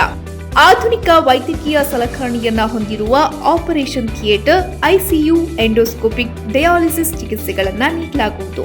ಇದಲ್ಲದೆ ಸರ್ಕಾರಿ ಮತ್ತು ಯಾವುದೇ ಖಾಸಗಿ ಹೆಲ್ತ್ ಇನ್ಶೂರೆನ್ಸ್ ಯೋಜನೆಯನ್ನ ಒಳಗೊಂಡಿದೆ. ಸೇವಾ ಮನೋಭಾವ ಹೊಂದಿರುವ ವೈದ್ಯರು ಮತ್ತು ನರ್ಸಿಂಗ್ ಸಿಬ್ಬಂದಿಗಳಿಂದ ಉತ್ತಮ ಸೇವೆ ನೀಡಲಾಗುವುದು. ನಿಮ್ಮ ಯಾವುದೇ ಆರೋಗ್ಯ ಸಮಸ್ಯೆಗೆ ಸೂಕ್ತ ಚಿಕಿತ್ಸೆ ಪಡೆಯಲು ಭಾನ್ನವಿ ಆಸ್ಪತ್ರೆಗೆ ಭೇಟಿ ಕೊಡಿ. ಸಂಪರ್ಕಿಸಿ ಭಾನ್ನವಿ ಆಸ್ಪತ್ರೆ, P2, Aniketana road, E&F block, Kuvempu Nagar, Mysuru. ಕಾರ್ಯಕ್ರಮಕ್ಕೆ ಮತ್ತೊಮ್ಮೆ ಸ್ವಾಗತ ವೀಕ್ಷಕರೇ. ಡಾಕ್ಟರ್, ಹೇರ್ ಫಾಲ್ ಬಗ್ಗೆ ನಾವು ಮಾತಾಡ್ತಾ ಇದ್ವಿ. ಈಗ ಲೈಕ್ ಹೇರ್ ಟ್ರಾನ್ಸ್ಪ್ಲಾಂಟ್ ಮತ್ತೆ PRP ಬಗ್ಗೆ ಮಾತಾಡ್ತಾ ಇದ್ವಿ. ಇದು ಬಜೆಟ್ ಫ್ರೆಂಡ್ಲಿ ಯಾಕೆಂದ್ರೆ ಕೆಲವರು ಅನ್ಕೊಳ್ತಾರೆ ತುಂಬಾ ಕಾಸ್ಟ್ಲಿ, ನಮ್ ಕೈಲಿ ಆಗಲ್ಲ ಅನ್ನೋದ್ರತೆ. ಹೇಗೆ ಇದು? ಇಲ್ಲ, ಖಂಡಿತ. ಈಗ ಏನು ಅಂತಂದ್ರೆ, ಒಂದ್ಸತಿ ನಮ್ಮನ್ನ ಫಸ್ಟ್ ಈಗ ಇನ್ ಜನರಲ್ ಹೇಳಕ್ಕಾಗಲ್ಲ. ಈಗ ಬಂದು ಮೀಟ್ ಮಾಡಿದ್ರೆ ಹೆಂಗೆ ಬಜೆಟ್ ಯಾವ್ದ್ರ ಮೇಲೆ ಹೋಗುತ್ತೆ, ಎಷ್ಟು ಸತಿ ಬೇಕಾಗುತ್ತೆ ಅವ್ರಿಗೆ, ಎಷ್ಟು ಯಾವ ತರದ್ದು ಪ್ರೊಸೀಜರ್ ಬೇಕಾಗುತ್ತೆ. ಪ್ರೊಸೀಜರ್ ಅಂದ್ರೆ ವೆರೈಟೀಸ್ ಇದೆ. ಅಡ್ವಾನ್ಸ್ಡ್ PRP ಇದೆ, ಬೇಸಿಕ್ PRP ಇದೆ, GFCs ಅಂತ ಇದೆ ಇನ್ನು. So this comes with some minimum pricing. ಅದು ಅವರು ಬಂದಾಗ ಅದನ್ನ ನಾವು ಅವ್ರಿಗೆ ಅಡ್ಜಸ್ಟ್ ಮಾಡಿ, ನಾವು ಮೆಡಿಕಲ್ ಟ್ರೀಟ್ಮೆಂಟ್ ಅಲ್ಲಿ ಪ್ರೊಸೀಜರ್ಸ್ ಇಲ್ಲದೆ ಎಷ್ಟು ಬರ್ಸ್ಕೋಬಹುದು, ಅದರಲ್ಲೇ ಮ್ಯಾಕ್ಸಿಮಮ್ ಮಾಡಬಹುದಾ ಅಂತ ಫಸ್ಟ್ ಪ್ರಯತ್ನ ಮಾಡ್ತೀವಿ. ಡೈರೆಕ್ಟ್ ಆಗಿ ಪ್ರೊಸೀಜರ್ಸ್ ನ ಹೊರಡೋದಿಲ್ಲ. ಯಾರೇ ಬಂದ್ರು ಕೂಡ ಫಸ್ಟ್ ನಾವು medical line of management first ನಾವು ಪ್ರಯಾರಿಟೈಸ್ ಮಾಡೋದು, ಅದಕ್ಕಿಂತ ಜಾಸ್ತಿ ಒತ್ತು ಕೊಡೋದು. ಇವು ಎಕ್ಸ್ಟ್ರಾ ಅಂದ್ರೆ ಎಲ್ಲರಿಗೂ ಬೇಕಾಗದಿರ್ಬೋದು, ಅದರದ್ದೇ ಆದ ಕೆಲವು ಅಡ್ವಾಂಟೇಜಸ್ ಅಂತೂ ಖಂಡಿತ ಇದೆ. ಮಾಡಿಸ್ಕೊಳಕ್ಕೆ ರೆಡಿ ಇತ್ತು ಅಂತಂದ್ರೆ ಅದನ್ನ ನಾವು ನೋಡ್ಕೊಂಡು ಅವ್ರಿಗೆ ಎಷ್ಟಲ್ಲಿ ಮಾಡ್ಕೋಬಹುದು. ಈಗ ಸಾಧಾರಣ ತಿಂಗಳಿಗೊಮ್ಮೆ ಆಗ್ತಿರ್ಬೋದು ಕೂಡ, 2 ತಿಂಗಳಿಗೊಮ್ಮೆ, 3 ತಿಂಗಳಿಗೊಮ್ಮೆ, ಅಟ್ ಲೀಸ್ಟ್ ಅದ್ರದ್ದು ಅಡ್ವಾಂಟೇಜ್ ಅದು ಸಿಗ್ಲಿ ಅನ್ನೋ ತರದಿಂದ ಡಿಫ್ನೇ ಮಾಡ್ಕೋಬಹುದು. ಆತರ ತೀರಾ ಏನು ಹೇರ್ ಟ್ರಾನ್ಸ್ಪ್ಲಾಂಟೇಶನ್ ಕೆಲವು ಕಡೆ ಲಿಟಲ್ ಬಿಟ್ ಎಕ್ಸ್ಪೆನ್ಸಿವ್. ಗ್ರಾಫ್ಟ್ ಲೆಕ್ಕ ಬರುತ್ತೆ, ಎಷ್ಟು ಗ್ರಾಫ್ಸ್ ಬೇಕಾಗುತ್ತೆ ಅನ್ನೋದ್ರ ಮೇಲೆ ಇರುತ್ತೆ. ಅದಕ್ಕೆ ಅರ್ಲಿ ಸ್ಟೇಜ್ ಅಲ್ಲಿ ಬಂದ್ರೆ the amount of graphs also is less, therefore the pricing is also less. ತುಂಬಾ ಜಾಗ ಕವರ್ ಮಾಡ್ಬೇಕು ಅಂತ ಬಂದಾಗ ಅವಾಗ ಪ್ರೈಸಿಂಗ್ ಜಾಸ್ತಿ ಆಗ್ತದೆ. ಓಕೆ ಡಾಕ್ಟರ್, ಈಗ ನಮ್ಗೆ ಹೇರ್ಸ್ ಅಂತ ಬಂದಾಗ ಡ್ರೈ ಹೇರ್ ಇರ್ಬೋದು ಅಥವಾ ಸಾಫ್ಟ್ ಲೈಕ್ ಈ ತರ ಬರುತ್ತೆ. ಸೊ ಯಾವ ತರ ಕಾಮನ್ ಆಗಿ ಎಲ್ಲರೂ ಯಾವತ್ತು ಶಾಂಪೂನ ಯೂಸ್ ಮಾಡ್ಬೇಕಾಗುತ್ತೆ, ಅಥವಾ ಈಗ ಸೀಗೆಕಾಯಿನ ಯೂಸ್ ಮಾಡ್ಬೋದಾ, ಅಥವಾ ಅಂಟ್ವಾಳ್ ಪೌಡರ್ ಅಂತ ಇರುತ್ತೆ. ಈಗ ಮಾರ್ಕೆಟ್ ಅಲ್ಲಿ ತರಾವರಿ ಶಾಂಪೂಸ್ಗಳು ಸಿಗುತ್ತೆ. ಬೆಟರ್ ನಾವು ಯಾವ್ದನ್ನ ಚೂಸ್ ಮಾಡಿದ್ರೆ ಹೇರ್ ಫಾಲ್ ಕಡಿಮೆ ಆಗ್ಬೋದು? ಕರೆಕ್ಟ್. ಆಕ್ಚುಲಿ ಶಾಂಪೂಸ್ಗೂ ಹೇರ್ ಫಾಲ್ಗೂ ಯಾವುದೇ ಸಂಬಂಧ ಇಲ್ಲ. ಅಂದ್ರೆ ಶಾಂಪೂಸ್ ಯೂಸ್ ಮಾಡೋದ್ರಿಂದ ಹೇರ್ ಫಾಲ್ ಕಡಿಮೆ ಹೋಗುತ್ತೆ ಅಂತ ಇಲ್ಲ. ಶಾಂಪೂ ಇರೋದೇನಕ್ಕೆ, ಈಗ ಈಚೆ ಓಡಾಡಿರ್ತೀವಿ, ಕ್ಲೆನ್ಸ್ ಮಾಡಕ್ಕೆ, ಎಕ್ಸಾಕ್ಟ್ಲಿ ಸ್ಕ್ಯಾಲ್ಪ್ ನೀಟಾಗಿ ಇಟ್ಕೊಳ್ಳೋಕೆ, ಜಿಡ್ಡನ್ನ ತೆಗಿಯಕ್ಕೆ, ಡಸ್ಟ್ ಇದ್ರೆ ಅದನ್ನ ಕ್ಲೀನ್ ಮಾಡೋದಕ್ಕೆ, ಇಂಥದಕ್ಕೆ ಉಪಯೋಗ ಆಗುತ್ತೆ. ಸೊ ಅದರಿಂದ ಅಂದ್ರೆ ಶಾಂಪೂ ಬೇಸಿಕಲಿ ಈ ನಮ್ಮ ಹೇರ್ ಸ್ಟ್ರಾಂಡ್ಸ್ ಮೇಲೆ ಜಾಸ್ತಿ ಪರಿಣಾಮ ಬೀಳುತ್ತೆ. ಯಾಕಂದ್ರೆ ನಾವು ವಾಶ್ ಮಾಡೋದು ಸ್ಕ್ಯಾಲ್ಪ್ ಆದ್ರೂ ಕೂಡ ಹೇರ್ ಸ್ಟ್ರಾಂಡ್ಸ್ ಅವು ಚೇಂಜ್ ಆಗ್ಬೋದು, ಅವು ಡ್ರೈ ಆಗಿ ಹೋಗ್ಬೋದು, ಅಥವಾ ಆಯಿಲ್ನೆಸ್ ಹೋಗದೆ ಇರ್ಬೋದು. ಈ ತರ ಅಂದ್ರೆ ಒಬ್ಬೊಬ್ರದ್ದು ಹೇರ್ ಕಂಡೀಷನ್ ಒಂದೊಂದರ ಇರುತ್ತೆ ಅಲ್ಲ, ಆಯಿಲಿ ಇರುತ್ತೆ ಮತ್ತೆ ಡ್ರೈ ಇರುತ್ತೆ. ಸೊ ಈ ತರ ಕಂಡೀಷನ್ಸ್ ಇರುತ್ತೆ. ತುಂಬಾ ಆಯಿಲಿ ಇರೋರ್ಗೆ sometime sulphate free shampoos use ಮಾಡಿ. ಈಗ ಏನು ನಾವು ಕಾಮನ್ ಅಂಟುವಾಳಕಾಯೋ ಅಥವಾ ಶಿಗೆಕಾಯಿ ಪುಡಿ ಯೂಸ್ ಮಾಡಬಾರ್ದು ಅಂತ ಏನಿಲ್ಲ. ಅವುಗಳದ್ದು ಹಾಗೇನೆ ವರ್ಕ್ ಇದೆ. ಸೊ ಶಿಗೆಕಾಯಿ ಪುಡಿ ಯೂಸ್ ಮಾಡ್ಬೋದು. ಯಾರು ಶಿಗೆಕಾಯಿ ಪುಡಿ ಯೂಸ್ ಮಾಡ್ಬೋದು? ಯಾರು ತೀರಾ ಅತಿಯಾದ ಆಯಿಲಿನೆಸ್ ಇರುತ್ತೆ. ಈಗ ವಾಶ್ ಮಾಡಿರ್ತೇವೆ ಅಂತ ಇವತ್ತು ಸಂಜೆ ಅಷ್ಟರಲ್ಲಿ, ನೆಕ್ಸ್ಟ್ ಬೆಳಿಗ್ಗೆ ಅಷ್ಟರಲ್ಲಿ ತಿರ್ಗಾ ಎಣ್ಣೆ ಆಗಿ ಹೋಗ್ತಾ ಇದೆ, ಆಯಿಲ್ ಆಗಿ ಹೋಗ್ತಾ ಇದೆ. ಆ ತರದವರು ಶಿಗೆಕಾಯಿ ಪುಡಿ ಯೂಸ್ ಮಾಡೋದ್ರಿಂದ ಸಾಧಾರಣ ನಾವೇನು ತೊಂದರೆಗಳು ನೋಡಿಲ್ಲ. ಅದೇ ತರ ಆ ತರ ತುಂಬಾ ಡ್ರೈ ಹೇರ್ಸ್ ಇರೋರು ಸಲ್ಫೇಟ್ ಫ್ರೀ ಶಾಂಪೂಸ್, ಯಾಕಂದ್ರೆ ಅದು ಆಯಿಲಿನೆಸ್ ತೆಗಿಬೇಕು ಅಂತಂದ್ರೆ ಅದು ಇಂಪಾರ್ಟೆಂಟ್. ಸೊ ಆಯಿಲಿನೆಸ್ ಇಲ್ದೇ ಇರೋರು ಅವಾಗ mild shampoos or cleansers or those shampoos which have conditioners inbuilt or those shampoos which have some oils. ಕೆಲವು ಆಯಿಲ್ಸ್, ನ್ಯಾಚುರಲ್ ಆಯಿಲ್ಸ್ ಆಡ್ ಮಾಡಿರ್ತಾರೆ ಅದು ಕಂಡೀಷನಿಂಗ್ ಆಗ್ಲಿ ಅಂತ ಶಾಂಪೂಸ್ ನ ಸಾಧಾರಣ ಒಂಚೂರು ಸೆಲೆಕ್ಟ್ ಮಾಡ್ಕೋಬೇಕಾಗುತ್ತೆ. ಯಾವಾಗ್ಲೂ ಶಾಂಪೂಸ್ ನೋಡುವಾಗ ಅದ್ರ ಮೇಲೆ ಇರುವಂತ ಇಂಗ್ರೀಡಿಯೆಂಟ್ಸ್ ನ ಅಥವಾ ಅದ್ರ ಮೇಲೆ ಬರ್ದಿರೋದನ್ನ ಓದಿ ತಗೊಳ್ಬೇಕು.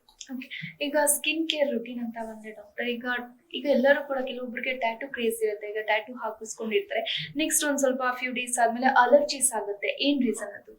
ಟ್ಯಾಟೂ ಹಾಕಿಸ್ಕೊಂಡಾಗ ಅಲರ್ಜಿ ಆಗಿರುತ್ತೆ, ಕರೆಕ್ಟ್, ರ್ಯಾಶಸ್ ಆಗ್ತಾ ಇದೆ, ರೆಡ್ನೆಸ್ ಆಗ್ತಾ ಇದೆ ಅಂತ ಹೇಳಿ ಬರ್ತಾರೆ. ಸ್ಪೆಸಿಫಿಕಲಿ ನೀವು ಟ್ಯಾಟೂ ಬಗ್ಗೆ ಹೇಳ್ತಾ ಇದ್ದೀರಾ. ಟ್ಯಾಟೂ ಹಾಕಿಸ್ಕೊಂಡಾಗ tattoo is an extra pigment. ಅದು ನಮ್ ದೇಹದಲ್ಲ, ಅಂದ್ರೆ ನಾವು ಈಚೆ ಕಡೆಯಿಂದ ತೆಗೆದು ಹಾಕ್ತಾ ಇದೀವಿ. ಟ್ಯಾಟೂ ಹಾಕಿಸ್ಕೊಂಡ್ಮೇಲೆ ಕೆಲವ್ರಿಗೆ ಕಾಂಪ್ಲಿಕೇಶನ್ಸ್ ಆಗೋದ್ ನೋಡಿದೀವಿ. ಒಂದು ಇಮಿಡಿಯೇಟ್ಲಿ ರೆಡ್ನೆಸ್, ಇರಿಟೇಷನ್, ಇಚ್ಚಿಂಗ್ ಈ ತರ ಆಗುತ್ತೆ. ಸ್ಲೋಲಿ ಕೆಲವು ದಿನಗಳ ಆದ್ಮೇಲಿಂದ ಫಾರಿನ್ ಬಾಡಿ ರೆಸ್ಪಾನ್ಸ್ ಅಂತ ಆಗುತ್ತೆ. ಗ್ರಾನ್ಯುಲೋಮಾಸ್ ಫಾರ್ಮ್ ಆಗುತ್ತೆ. ಕೆಲವು ಇನ್ಫೆಕ್ಷನ್ಸ್ ಗಳಾಗಬಹುದು. ಟಿಬಿ ಅಂತ ಇನ್ಫೆಕ್ಷನ್ಸ್ ಗಳು ಸ್ಕಿನ್ ಗೆ ಬರ್ಬೋದು if not done at a proper, ಅಂದ್ರೆ ಈ ಒಂದು ವೆರಿ ಸ್ಟೆರೈಲ್ ಕಂಡೀಷನ್ಸ್ ಅಲ್ಲಿ ಮಾಡದೆ ಹೋದ್ರೆ. If the person who does that particular tattoo if is not an expert, ಆವಾಗ ಕೆಲವು ಕಾಂಪ್ಲಿಕೇಶನ್ಸ್ ಆಗ್ಬೋದು. ಪೇನ್ ಆಗ್ಬೋದು, ಹೆಮೊರೇಜ್ ಆಗ್ಬೋದು, ಇನ್ಫೆಕ್ಷನ್ಸ್ ಗಳಾಗ್ಬೋದು, ಕಿಲಾಯ್ಡ್ ಫಾರ್ಮೇಶನ್ಸ್ ಗಳಾಗ್ಬೋದು. ಸೊ ಈ ತರದ್ದು ಅವರ ಚರ್ಮಕ್ಕೆ ತಕ್ಕಂತೆ ಅನುಗುಣವಾಗಿ ಆಗುತ್ತೆ. ಯಾವಾಗ್ಲೂ ಮುಂಚೆ ಟೆಸ್ಟ್ ಪ್ಯಾಚ್ ಮಾಡ್ಕೊಂಡ್ರೆ ಆಲ್ವೇಸ್ ಬೆಟರ್. ಟ್ಯಾಟೂಸ್ ಅಲ್ಲಿ ನೀಡ್ಲಿಂಗ್ ಯೂಸ್ ಮಾಡ್ತಾರೆ, ನೀಡಲ್ ಯೂಸ್ ಮಾಡ್ತಾರೆ, ಗಾಯಗಳಾಗುತ್ತೆ, ಅದ್ರಲ್ಲಿ ಏನ್ ಬೇಕಾದ್ರೂ ಆಗ್ಬೋದು. Doctor hello hello hello hello sir, ನಮಸ್ತೆ. ಹಲೋ ಸರ್, ಕೇಳಿಸ್ತಿದ್ಯಾ? ಹಲೋ ಸರ್, ಕೇಳ್ತಾ ಇದೆ, ಮಾತಾಡಿ. ಡಾಕ್ಟರ್ ಇದ್ದಾರೆ, ಏನ್ ಪ್ರಾಬ್ಲಮ್ ಇದೆ ಹೇಳಿ. ನಮಸ್ತೆ ಸರ್, ಹೇಳಿ.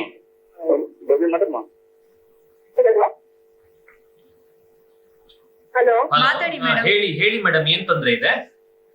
ಅಂದ್ರೆ ನನಗೆ ಇದು ಒಂಥರ ತೋಳಲ್ಲಿ ತೊಡೆಯಲ್ಲಿ ಎಲ್ಲ ಈಗ ಪ್ರೆಗ್ನೆಂಟ್ ಅಲ್ಲಿ ಕೆಟ್ಕೊಂಡ್ರೆ ಬರೆ ಬರುತ್ತಲ್ಲ ಆ ಟೈಪ್ ಬಂದ್ಬಿಟ್ಟಿದೆ.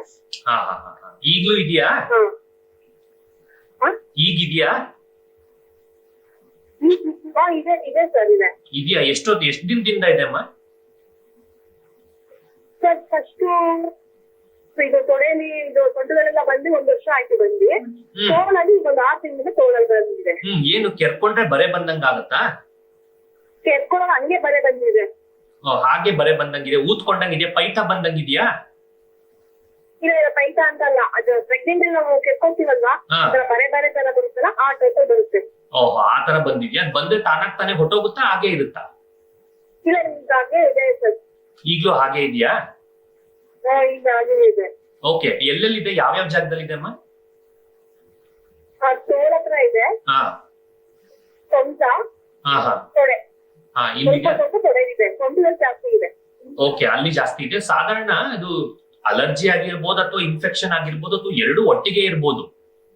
ಸೊ ಅದನ್ನ ಸಾಧಾರಣ ನೀವು ನಮ್ಗೆ ಬಂದು ತೋರಿಸಿದಾಗ ಅದಕ್ಕೆ ಟ್ರೀಟ್ಮೆಂಟ್ ಅಂತೂ ಖಂಡಿತ ಇದೆ.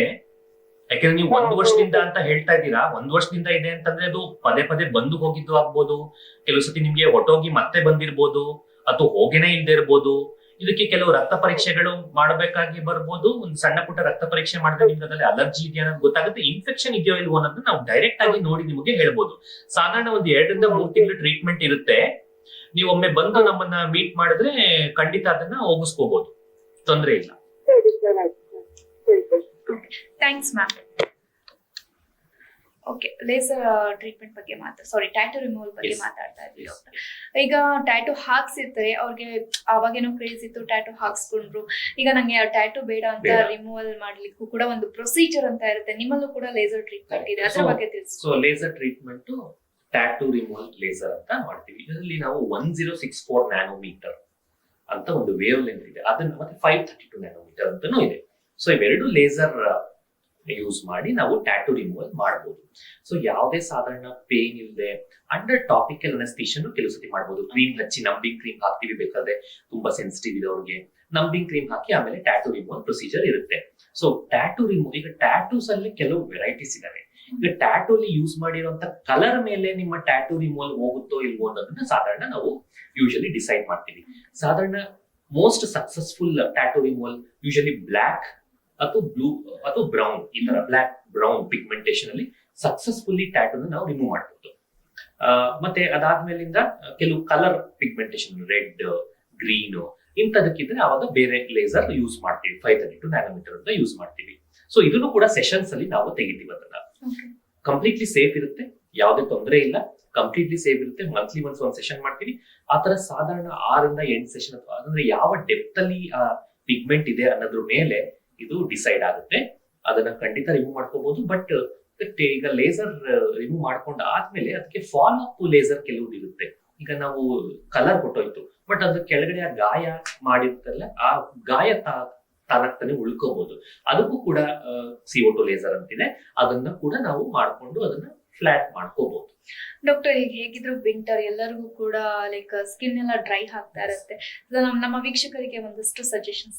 S, so winter skin care routine ಹೇಗೆ ಪ್ರತಿ ಸೀಸನ್ ಅಲ್ಲೂ ನಾವು ಸ್ಕಿನ್ ಕೇರ್ ರೂಟೀನ್ ಮಾಡಬಹುದು. ಅದರಲ್ಲಿ ವಿಂಟರ್ ಇಸ್ ಲಿಟಲ್ ಬಿಟ್ ಸ್ವಲ್ಪ ಇರಿಟೇಟಿಂಗ್, ಮೋಸ್ಟ್ ಇರಿಟೇಟಿಂಗ್ ಸೀಸನ್ ಅಂತ ಹೇಳ್ಬೋದು. ಅತಿಯಾದ ಒಣಹವೆಯಿಂದ ಮೇಲ್ಗಡೆ ಸ್ಕಿನ್ ಡ್ರೈ ಆಗುತ್ತೆ. ನಾರ್ಮಲಿ ನಾವು ಯೂಸ್ ಮಾಡ್ತಿರುವಂತ ಫೇಸ್ ವಾಶ್, ಕ್ಲೆನ್ಸರ್ಸ್ ಇಂದಾನೆ ಕೂಡ ಡ್ರೈ, ಸೋಪ್ಸ್ ಇಂದಾನೆ ಕೂಡ ಡ್ರೈನೆಸ್ ಆಗ್ಬೋದು. ಮೋಸ್ಟ್ ಆಫ್ ದ ಟೈಮ್ ಈ ಕಾಲುಗಳು, ಈ ಮಂಡಿಯಿಂದ ಕೆಳಗೆ ಪಾದ, ಕೈಗಳು, ಎಸ್ಪೆಷಲಿ ನಾವು ಮನೆಯಲ್ಲಿ ಕೆಲಸ ಮಾಡ್ತಿರ್ತೀವಿ, ಪಾತ್ರೆ ತೊಳಿತಾ ಇರ್ಬೋದು, ಬಟ್ಟೆ ಒಗಿತಾ ಇರ್ಬೋದು, ಇಂಥವರಲ್ಲಿ ಹೆಣ್ಮಕ್ಳಲ್ಲಿ ಸಾಕಷ್ಟು ಡ್ರೈನೆಸ್ ಬರುತ್ತೆ, ಫೇಸ್ ತುಂಬಾ ಡ್ರೈ ಬರುತ್ತೆ. ಸೊ ಸಿಂಪಲ್ ಥಿಂಗ್, ಇಡೀ ಬಾಡಿನ ವಾರದಲ್ಲಿ 1-2 times ಕೊಬ್ಬರಿ ಎಣ್ಣೆಯಲ್ಲಿ ಮಸಾಜ್ ಮಾಡ್ಕೋಬಹುದು. Okay, some people may have to avoid face oiling. So face ಬಿಟ್ಟು ಇಡೀ ಬಾಡಿನ ಸಿಂಪಲ್ ವರ್ಜಿನ್ ಕೋಕೋನಟ್ ಆಯಿಲ್ ಅಥವಾ ಕೋಲ್ಡ್ ಪ್ರೆಸ್ ಕೋಕೋನಟ್ ಆಯಿಲ್ ಅಥವಾ ನಾರ್ಮಲ್ ಕೋಕೋನಟ್ ಆಯಿಲ್ ಏನ್ ಸಿಗುತ್ತೆ, ಫ್ರಾಗ್ರೆನ್ಸ್ ಫ್ರೀ ಇರೋದು, ಫ್ರಾಗ್ರೆನ್ಸು ಇರುತ್ತೆ ಅದರಲ್ಲಿ, ಫ್ರಾಗ್ರೆನ್ಸ್ ಫ್ರೀ ಯೂಸ್ ಮಾಡಬೇಕು. ಫ್ರಾಗ್ರೆನ್ಸ್ ಫ್ರೀ ಇರುವಂತ ಕೋಕೋನಟ್ ಆಯಿಲ್ ನ 1/2 hour to 45 minutes ಬಿಫೋರ್ ಸ್ನಾನಕ್ಕೆ ಹೋಗಿ, ಸ್ನಾನ ಮಾಡಿಕೊಳ್ಳುವಾಗ ಅತಿಯಾದ ಬಿಸಿನೀರು ಯೂಸ್ ಮಾಡದೆ ಉಗುರು ಬೆಚ್ಚಗಿರೋ ನೀರಲ್ಲಿ ಸ್ನಾನ ಮಾಡಿಕೊಂಡು ಯಾವುದೇ ಗುಂಜು, ನಾರು, ಕಲ್ಲು ಉಪಯೋಗಿಸದೆ ಸ್ನಾನ ಮಾಡಿ ಬೇಗ ಈಚೆ ಬರೋದ್ರಿಂದ 5-10 ನಿಮಿಷದೊಳಗೆ ಸ್ನಾನ ಮುಗಿಸಿ ಈಚೆ ಬರೋದ್ರಿಂದ ಮಾಯಿಶ್ಚರ್ ಕಂಟೆಂಟ್ ನ ಹಿಡಿದಿಟ್ಕೊಳ್ಳುತ್ತೆ. ಈಚೆ ಬರ್ತಿದ್ದಂಗೆ ನಿಮ್ಮ ಹತ್ರ ಕೆಲವ್ರಿಗೆ ತುಂಬಾ ಹಳ್ಳಿ ಜಾಗದಲ್ಲಿ ಯಾವ ಲೋಷನ್ ಗೀಷನ್ಸ್ ಎಲ್ಲ ಕಾಣುದಿಲ್ಲ, ಅವರು ತಿರ್ಗಾ ಕೊಬ್ಬರಿ ಎಣ್ಣೆನ ಮತ್ತೆ ರೀಅಪ್ಲೈ ಮಾಡ್ಕೋಬಹುದು. ಇಲ್ಲ ಅಂತಂದ್ರೆ ಸಿಟಿ ಜಾಗದಲ್ಲಿ ಈಗ ಡರ್ಮೆಟಾಲಜಿಸ್ಟ್ ನ ಮೀಟ್ ಮಾಡಿದ್ರೆ, ಅವ್ರು ಸಜೆಸ್ಟ್ ಮಾಡಿದ್ರೆ ಅಥವಾ ಮನೆಯಲ್ಲೇ ಯಾವ್ದಾದ್ರು ಬಾಡಿ ಲೋಷನ್ಸ್ ಇದ್ರೆ ಅವ್ರು ಖಂಡಿತ ಸ್ನಾನ ಆಗ್ತಿದ್ದಂಗೆ ಮೈ ಒಂಚೂರು ತೇವ ಇದೆ ಅಂತ ಅನ್ನಿಸ್ತಾಗ್ಲೇನೆ ತೀರಾ ಅತಿಯಾಗಿ ಉಜ್ಜಿ ಮಾಡಿ ನೀರನ್ನ ತೆಗೆದಿರೋ ಬದಲು ಒಂದ್ ಸ್ವಲ್ಪ ಡ್ಯಾಂಪ್ ಇದೆ ಅನ್ನಿಸ್ದಾಗ್ಲೇನೆ ಮಾಯಿಶ್ಚರೈಸರ್ ನ ಹಾಕಿದ್ರೆ ಈಸಿಯಾಗಿ ಸ್ಪ್ರೆಡ್ ಆಗುತ್ತೆ. ಆಮೇಲೆ ಮತ್ತೊಮ್ಮೆ ಮಲ್ಕೊಳ್ಳಿಕ್ಕೆ ಮುಂಚೆ ಮತ್ತೆ ಇನ್ನೊಂದ್ಸತಿ ಲೋಷನ್ ಅಪ್ಲೈ ಮಾಡಿ and minimum 2 to 3 liters of water per day and ಇವಿಷ್ಟನ್ನ ಕರೆಕ್ಟ್ ಆಗಿ ಮಾಡ್ಕೊಂಡ್ರೆ and wearing cotton clothes little bit warm ಇಟ್ಕೋಬಹುದು. ಅಂಡ್ ಎಲ್ಲೆಲ್ಲ ಎಕ್ಸ್ಪೋಸ್ ಆಗುತ್ತೆ ಈಚೆಗೆ ಹೋಗುವಾಗ ಗ್ಲವ್ ಯೂಸ್ ಮಾಡೋದಾಗ್ಲಿ, ಸಾಕ್ಸ್ ಯೂಸ್ ಮಾಡೋದಾಗ್ಲಿ, ಈ ತರದನ್ನ ಯೂಸ್ ಮಾಡಬಹುದು. ಅಂಡ್ ಫುಡ್ ಅಲ್ಲಿ ಬಂತು ಅಂತಂದ್ರೆ you can use some natural oils ಇರುವಂತದ್ದು, ಗೀ ಯೂಸ್ ಮಾಡಬಹುದು to an extent, maybe 1 teaspoon per day ghee use ಮಾಡಬಹುದು.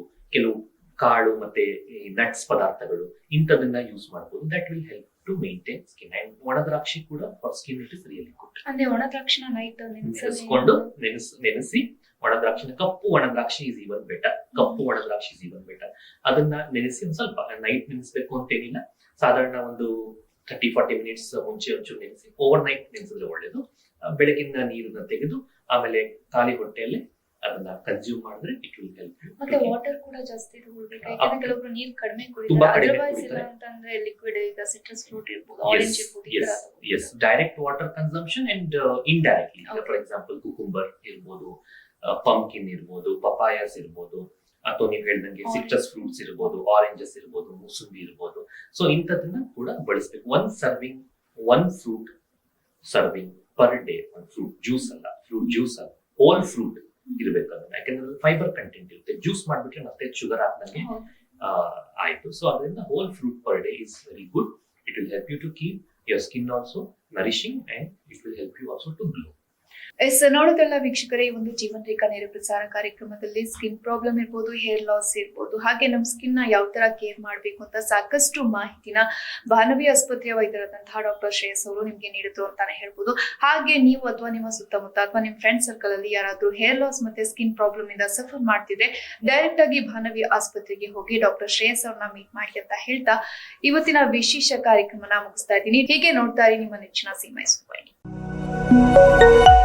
ಅತ್ಯಾಧುನಿಕ ಸೌಲಭ್ಯಗಳು, ನುರಿತ ಅನುಭವಿ ವೈದ್ಯರ ತಂಡದೊಂದಿಗೆ ಉತ್ತಮ ಚಿಕಿತ್ಸೆಗಳು ಭಾನವಿ ಆಸ್ಪತ್ರೆಯಲ್ಲಿ ಲಭ್ಯ.